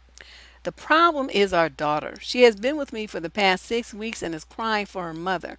I have tried reaching out to tell her, but she will not answer me. The last I saw was her social media, where she is now vacationing in Belize with some other man. I don't know if this relationship is real or something she is doing to get back at me, but I feel absolutely gutted. I don't know how to get my little girl her mother back. She seems to have lost interest in having any contact with me or our child. My question is, how do I tell my daughter that she may never see her mother again, which is all my fault, and make her understand? Any advice you could offer again would be greatly appreciated. You're not going to say a word to her. Don't you dare say that to that baby. Okay, I know you're feeling guilty. I know you're upset about your wife leaving. I know, brother, I got it. I understand. But one thing, your number one role right now is to protect that baby. She's 3. Okay, she's not doesn't have the emotional mental capacity to even understand all this grown folks stuff. You're going to talk to your therapist and ask the one person that you went to recommend a child therapist for you, and you're going to start taking that little girl.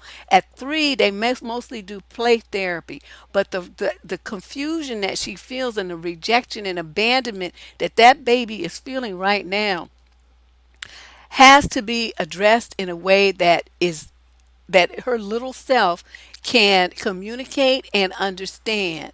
Okay, you've got to get her some help, dude. You got to get, I don't know if you got to get a loan from your family, your credit union, whatever to pay for it. I don't know what your health insurance situation is, but you got to do this for her. You've got to help her. Okay? I am so serious right now. She's 3, and of course, she wants her mommy. Now, this also means, I mean, I don't mean to downplay what your woman, your the strange wife, is feeling too, because she's feeling just as rejected and hurt as a child. All y'all need some therapy for real. But she, being an adult, she can play the escapist game. That's what she's doing. She don't want to confront the feelings. She's just running from them. Okay. At some point, she will cycle back, but I want you and the daughter to be in a good place. If she comes trying to reestablish a relationship with the daughter, I don't want you to be mad at her and try to prevent it and, lash out at her and all this kind of stuff. You need to stay in therapy because you need to you need help figuring out how to deal with your daughter to help her. You see where I'm going with this? The baby needs to be in therapy so she can figure out how to, express her little 3-year-old feelings. You need therapy to deal with your feelings and to figure out how to help your daughter deal with hers. So you see what I'm going with this? Your focus right now is her. You're not going to be thinking about that bitch. Okay? I mean, I know you was your wife and you loved her and all this old stuff, but right now, to turn your back on a 3-year-old, I'm sorry, in my book, she's the bitch. And so that's just the way it's going to be for now. But but I do acknowledge that she's most likely hurting just like your daughter is, but she's just choosing to deal with it in this stupid way that's hurting people, the baby, more instead of less. Because really, like, think about it. I mean, if she was with her mother, she would be crying for you. She would you, she crying for her mother. There's no way around it. That's why you got to get her some help so she can learn to deal with these feelings in a way that is adequate for a 3-year-old. Okay, so do that and do that path, and then write me back and let me know what happens. Yeah, it's definitely about the baby right now. Well, she did leave the kid with the dad. That's what she did. But the child is, the way that she did it was because it was so sudden and shocking, right? Because first she left with the baby, and then she brings the baby back and drops him off with him. Because I remember that he was like, she had left with the daughter, right? So that's my suggestion. Okay. Right now we got to focus on the baby to get her stable. You grown folks, I mean, I'm worried about you too, but what worry about me is what you're doing, the damage you could be doing to the child. So right now let's focus on her. Okay. Kids cry. Well, she's crying. She wants her mommy. I mean, at 3 years old, I mean, they're little kids. I mean, they want their mother. That's the way they are. All of them are like that. Ooh, dude. I hope you're learning a valuable lesson from this. I hope that men listening to this and seeing the trouble that you go through think twice before they go slipping and sliding their weenie into places they don't need to be putting it. Look at all of this drama that happened. This is so sad. Question number 20, male 26 to 30 from Wichita, Kansas. My question is not about relationships, but more about a social issue I've read about online that impacts women, especially black women. I need suggestions on how I should respond to a man telling a woman to smile right in my face.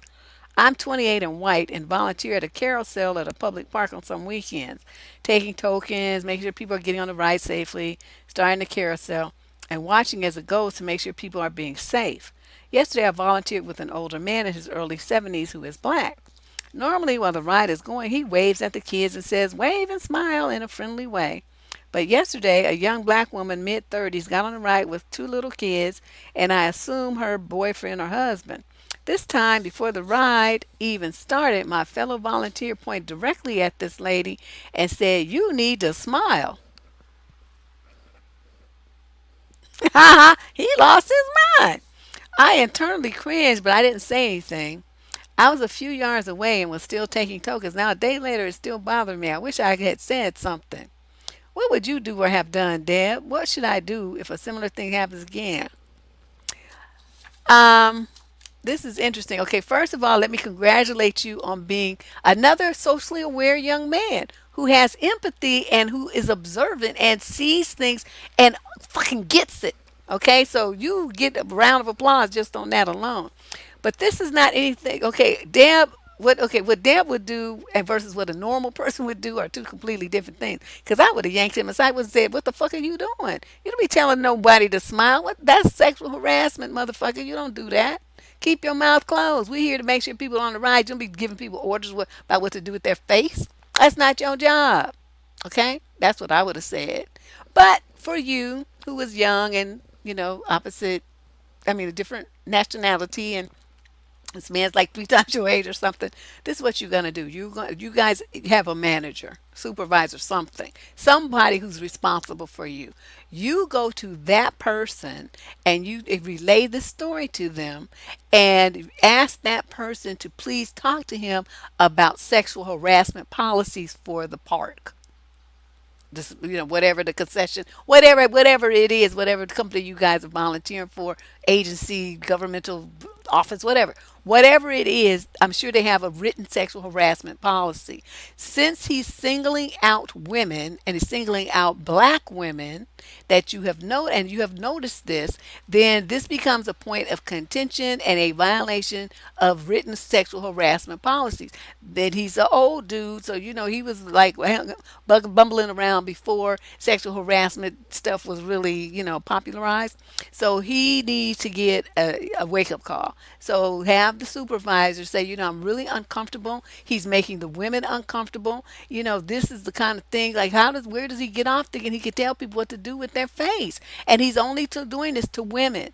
It's really creepy and weird, and he needs to stop before something happens." Because see, the guy that she was with, luckily he was not like one of these little thug types of dudes, because they would have stepped to dude and said, "Motherfucker, who you be think you telling my woman what to do with her goddamn face?" Boop! And busted him one. You know what I mean? And then what was he gonna do? Because it was inappropriate what he did. He's harassing dude's woman, so he's gonna feel like he's got to protect her. So he gonna boop dude right in his mouth, and it won't be shit that he can say because he shouldn't have been saying anything to another man's woman about and trying to command her to do anything. So that's what you need to tell the supervisor. It's like, he's going to say that to the wrong person. And then there will be next thing, and it'll be one of those movies on YouTube saying, and that's when the fight started. Because somebody's not going to take him talking to their girl like that. Their wife, their daughter, nobody. He needs to be put in check. And if he insists that that's how he wants to do, then they need to take him off the volunteer role. Because that's a lawsuit waiting to happen. Whew, especially if he says it to like some little girl, some minor girl, they can forget it. They're going to get a lawsuit. Okay, question number 21. This is a male in the 26 to 30 age group from Clarksville, Tennessee. So this girl I have had made plans with. Ooh, dude, your grammar. Just came out to me about not wanting to be in a relationship right now, but would be willing to go out as just friends. She's cool and is a friend group I sometimes circle, but I'm not really looking for a friend. Don't get me wrong, I'm fine with being casual friends, but I value my time and would rather spend it elsewhere. How do I say that we can be friends, but I don't want to go on a friend's date? You just say, "No, that ain't my cup of tea. I'm not trying to be your buddy's goddamn friend. I don't go on friend dates. I take out the woman that I'm interested in romantically. That ain't you, so there's no point in us going anywhere. I'll check you out another time." How hard is that? I mean, that's what I would say to some dude who said that to me. "I don't want a relationship. We could be friends." No, nigga, we can't. I'm not gonna be trying to be your friend, trying to get yourself some kind of friend with benefit booty call situation set up. Nigga, like, was I born yesterday? I know those tricks. And so for women, sometimes they just, they're saying friend because they're interested in someone else. Sometimes. Sometimes they're just saying go out as friends because they just still want to get the benefits of being on a date without any of the obligations and responsibilities. So they play that friend card, thinking you're supposed to pay and all that kind of stuff. But you go out on a friend date, there's no such thing. If you go out on a friend's date, then she should pay for her own and you pay for your own. That's a friend date. If she started expecting you to pay for her, well, then there's something else going on. That's a date, right? So you need to make that very clear. No, I don't do friend dates. I only date women that I'm, interested in being with, like for way more than just a friend. That ain't you. So there's no point in us hanging out. Ta ta. That's it. That's what you say anyway. You say, what should I do if a similar thing happens again? That's what you do. Question number 22. Male, 21 to 25, Los Angeles, California. So I have a friend I've known for like 2 months. Let's call her Sam. My friend, we'll call Jack, has been talking with her for 2 weeks as I thought they could be good friends. I didn't think they'd actually end up liking each other due to the fact that I set them up as friends as they both love to roast me, and I assumed that they could roast each other out of fun. But now they're inseparable. They talk all the time, wake up early to hang out before work, stay up late on the phone, etc. I know that she's a trans pre-op, and he does not. I've noticed that they've been starting to develop some real feelings for each other, and she has told me that she's scared of coming out as trans to him due to the fear of him not liking her anymore. I hinted around today to see if he'd date a trans girl, and he said no. Don't let things play out or tell him the truth. Okay, let me tell you the dangerous shit this game that you're playing. Do you know these trans people playing this kind of game have ended up dead because the guys feel tricked and lied to and manipulated, coerced, and all kinds of horrible things when you don't tell the truth about who and what you are. Okay? That's the game you're playing right now, and you claim that this dude is your friend. Look how you treating him though. You on some bullshit. And the double thing is, you set them up to be friends. So you're the one who instigated this bullshit. And you kept this big, important, critical bit of information from him. Oh, by the way, Sam is a dude. But going, but is it, going by this trans thing, so we call him Sam like it's a girl. But it's really a dude. He has a dick. Okay, so you thinking you're gonna see some pussy and some real titties? It's not gonna happen. This is a dude that dresses like a girl, but you don't feel like you should tell your guy friend that, and you just gonna let him get in a situation where he's gonna be trying to get the swerve on and find out that the person that he was kissing and holding hands with and stuff has a dick, and unless your friend is gay, he's gonna be pissed at you. He's gonna be pissed at the Sam person. He might get violent, and you know why? Because he's gonna feel hurt and angry and tricked and lied to, manipulated and coerced into a situation that had he known the truth, he would not have entered. You are on some bullshit right now.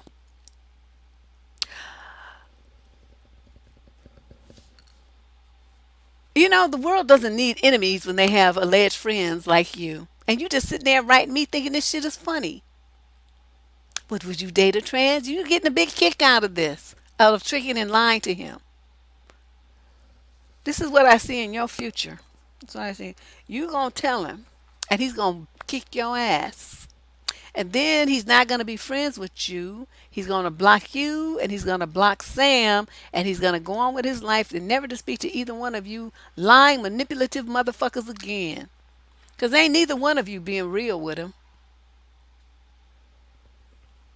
That's what I think, Keith. It is. I mean, so many of them have ended up dead for playing this, running the same game on guys, heterosexual men, who they presented themselves as a woman and they're not.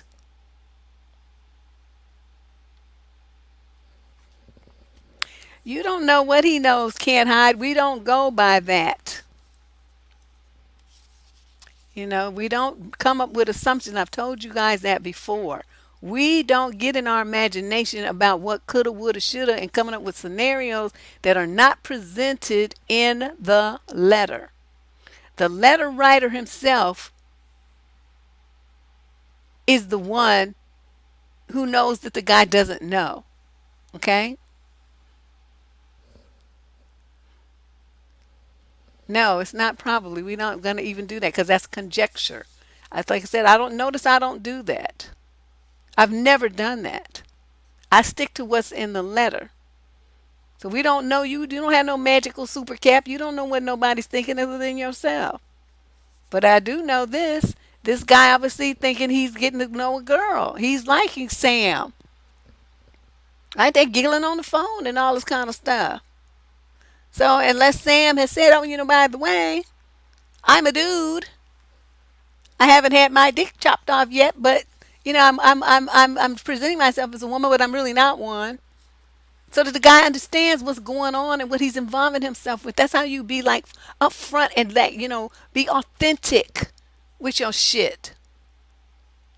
But hiding like this is you manipulating people. It's coercive behavior. It's narcissistic and there's a whole bunch of other mentally unhealthy things that you, in concert with this Sam person, are doing to this kid. And that's some fucked up shit. That's all I got to say about you. Some bullshit ass people. Question number 23. This is a male from age group of 26 to 30 from Chattanooga, Tennessee. I'm going on a second date with a girl I'm seeing. We're doing something outdoors and I don't have a car. So she offered to take us in her car. I'm not sure exactly how far we might be going, but I was thinking of giving her $5 to $10 at the end of the night to pay for the gas. Thoughts, you cheap bastard. This is what you're going to do, okay? You don't have a car and you going someplace outdoors. You are supposed to rent a car or borrow a car. That's what you're supposed to do. If she's going to drive her car, then what you're supposed to do is go and fill up her tank or at least half fill it. You don't give her $5. That's a gallon of gas. A gallon plus a few drops more. Right? Because it's $4 and something up here in California. Yeah, he did $5. $10, okay, I'm going to get you 2.5 gallons of gas to cover the gas. For you put wear and tear on your car, driving and using up all your gas, I'm going to give you $10. You know what? You offer me $10. And you know what? I'm going to stop my car in the middle of nowhere, turn sideways in the seat, kick you out of the car, and then close the door and drive the fuck off. That's what I'm going to do. Say, nope, you keep that $10 because you're going to need it for to call the Uber and get your ass home. And trust me, it's gonna cost way more than $5 or $10. See, that's why I don't understand why people. How could you insult somebody? Yeah, that's what I'm saying, Lily. Well, 3.50 a gallon. That's cheap. Here it's like four something. Well, he's in Chattanooga, Tennessee, so we don't know how much, but still $5. That's a gallon and a half of gas, even at that price. Okay, gallon and a half of gas. Can you imagine? I can't with you, dude. Don't you dare do that. You give her at least $20 to cover the gas. You don't even really give it to her. What you do is you tell her, pull up at the gas station over there. And then you get out the car and you put in $20 worth of gas in her tank. That's what you do. Cheap fucker. I just you little cheap asshole. It might be he just has no clue because he doesn't own a car. He has no concept of how much these things cost. But I'm telling you, okay, $20 minimum into her tank. Depending on what kind of car she has. If she has like a guzzler, an older car, you're gonna need to put in maybe 30. Question number 24. I'm just like $5 to $10. I'm reading you what he wrote here. $5 of gas. Oh, female 30 to 35 from St. Paul, Minnesota. I found you on Reddit and listened to some of your YouTube videos. Your savageness is so refreshing, and I wish I had even half your courage to speak up for myself. Writing because I want to get your take on my situation. I've been seeing a 32-year-old guy for 4 months. I am 31. He asked me to move in with him a month ago, but we haven't moved yet because, okay, wait, 4 months, and he asked you a month ago, so that means 3 months in, he asked you to move in with him. Okay. But we haven't yet because of work and COVID. He said he's looking for apartments for us. He said he trusts me with his whole life at this point, end quote. We've shared all our vulnerable stories. We've spoken about how we feel about marriage and children. I thought it was getting serious. But last night I had a Skype call for work, and the bra he'd chosen for me to wear that day was neon pink. And it was showing through my white shirt, so I said I had to change it because I couldn't be like, please excuse my bright pink bra. My boyfriend chose it. And he was like, whoa, boyfriend. And then said I was a little bit delusional. Now I'm very confused and my feelings are hurt. What should I do or say about this? Tell him to fucking give him all his shit back and tell him to get lost. Tell him to get out of your life because what you supposed to be at 3 months and he's moving in, wants you to move in with him. What the fuck are you gonna be doing then? Moving in a roommate? Does he just want you to pay half? See, I would have been asking questions like that. Is that what this is? You just want a roommate to reduce your expenses? Motherfucker, eat shit and die. How about you do that? You want a roommate, go get you a dude. Because, that's not happening. I'm not going to do that. But you shouldn't even be considering moving in with somebody you only knew for 3 months anyway. What's wrong with you? Well, you was doing some dumb shit. And how can you be 30 to 35? You're 31 years old, and this is the best you can do? This is the best you can think about something. That you're going to move in with somebody in less than 3 months of knowing them. You have lost your mind. That's why he came out with this bullshit. And, he's choosing your bra. Okay, don't think that slipped by me. I caught that. He's an idiot. Get rid of him. Get rid of him and give him his pink bra back and tell him to shove it up his ass. Question number 25, female 30 to 35 from Jacksonville, Florida.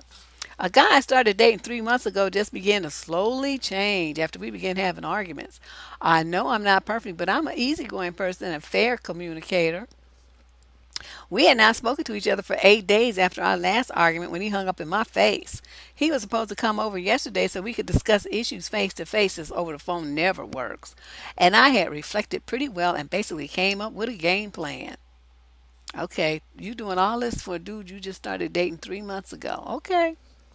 This guy gets angry anytime I tell him how I feel. I feel like he doesn't care. I ask him, does he even care? And he says I'm making him not care because of the things I say. I often tell him I'm leaving him alone because I'm done trying. But it's only because he can be so cold to me and makes me feel he doesn't care. He tends to get mad every time I voice my feelings, but he seems to blame me for his getting angry because I, quote, say things that make no sense, end quote. He says the fact that he entertains me and gives me attention would show me something, but I still always sense an attitude when we talk. He doesn't try to make conversation. He says I don't understand him, but I'm trying to. He won't let me because he's always angry. I try to tell him to calm down enough to be able to truly communicate, but it always ends with him being angry, telling him he's tired of me, etc. I see it's best I permanently cut him off, but it truly hurts someone can be so mean towards me yet still blame me. I feel foolish to ever believe he actually cared. Am I right to cut this off? I should have given it another shot. You should have cut it off as soon as this bullshit started. Okay, you haven't talked to somebody for 8 days. Whatever you had is over, been over. But like an idiot, you keep trying to beat that dead horse and get it back on its feet. Limping, crippled, being supported by other horses. You don't care as long as the horse is on its feet. And I'm gonna tell you this. A man who gets angry every time you talk to him doesn't give a shit about you. He don't want to hear about you. He don't care what you think or feel or like or nothing. Okay? He's irritated that because you're even talking. That's why he's mad. Because he has to hear your voice. Okay? Um,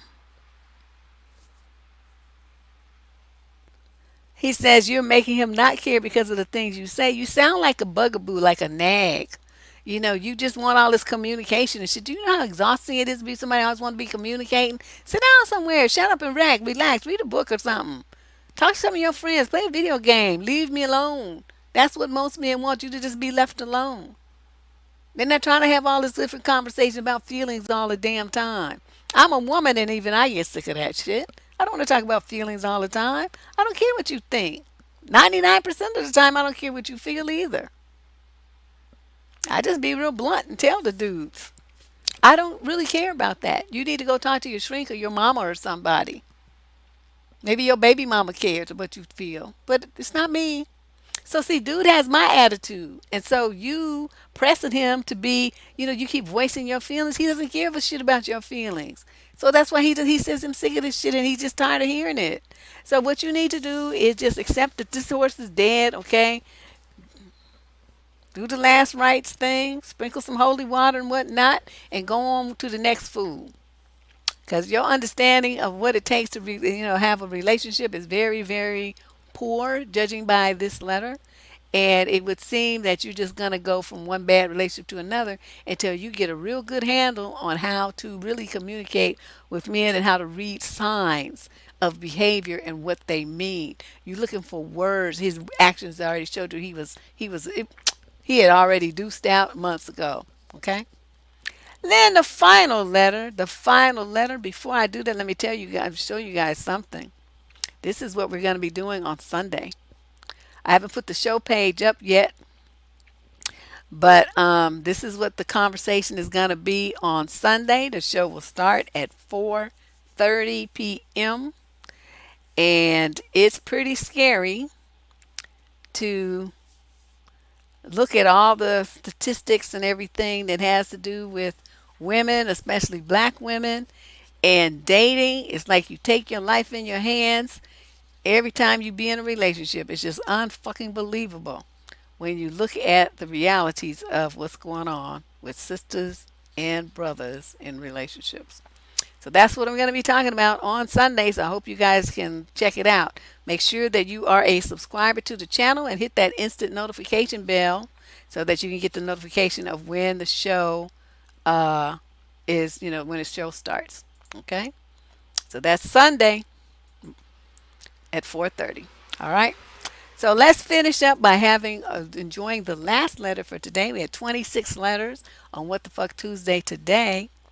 This one is from a young man in the 21 to 25 age group, and he says, no location provided.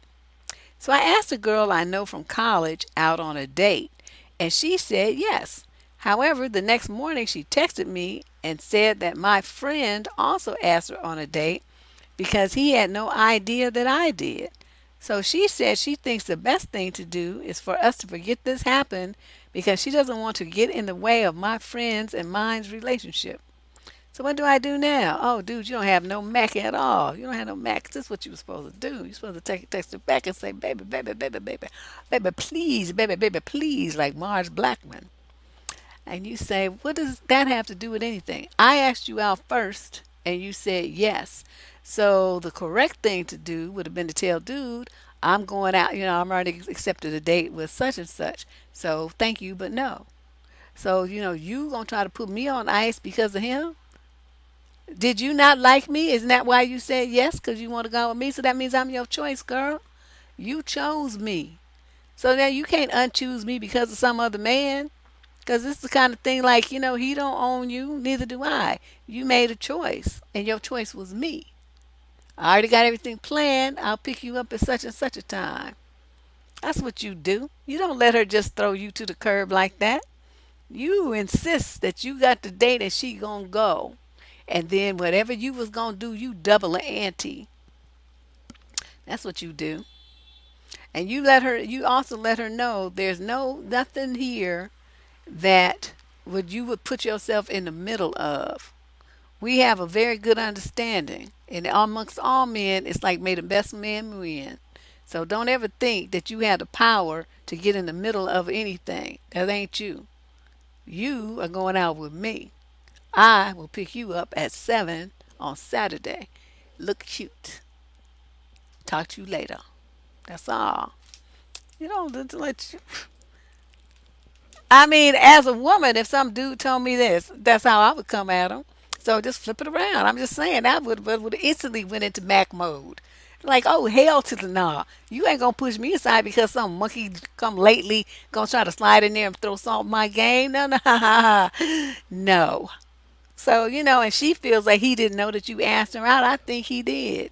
And he just trying to fuck you over. So, be careful about your friends, especially if you was talking to him and saying anything about, well, I'm going to ask so-and-so out. See, that's why you should never expose your hand. As a young man, you don't tell other your boy buddies what you about to do. And when you do something, you don't tell them what you did. Okay, that's what grown men do. You keep your fucking mouth shut when it comes to women. Okay, it's a competition. In case you haven't noticed, right? Because there's only so many prime women, and all y'all gonna be in competition for her. So you don't tell him what you about to do, gonna do, wanna do. You don't say a word. You keep that to yourself. You tell your diary. You tell your mama. You can tell me, but you don't ever tell your male friends because they gonna try to fuck it up. Don't even let them see you looking at some girl. Don't let them know who you calling or texting. Nothing. Until she's your lady, then you may be able to expose. Yeah, that's my girl. We made it official on such and such a day. So. Then they'd be like, "What? You didn't even say anything." And you'd be like, "Yeah, I like to play my stuff close to the chest.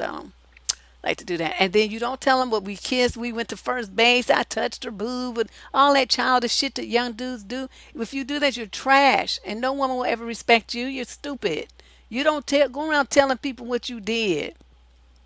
That's not how you handle yourself. And so this one, I highly suspicious that that's why he chose to ask this particular girl out. At that, the timing is too suspicious. And I know since you say it's your good friend, most likely you said something. You know, that's the way it is. That's the way it is. So I think that was a good show. We got a lot of good questions in tonight, and be sure to, like I said, hit that subscription button so that you get notices for the show that we're going to be doing on Sunday. And you can be here to help me talk about that and talk about some of the interesting situations that you may have encountered. I had a couple that I wasn't sure I wasn't gonna make it out of. I did, but for a minute there, you kind of be concerned. So we'll be talking about that. Okay, so you guys, Friday night we got DNN. I'll be here for that, and then on Sunday we'll be doing the show about dating.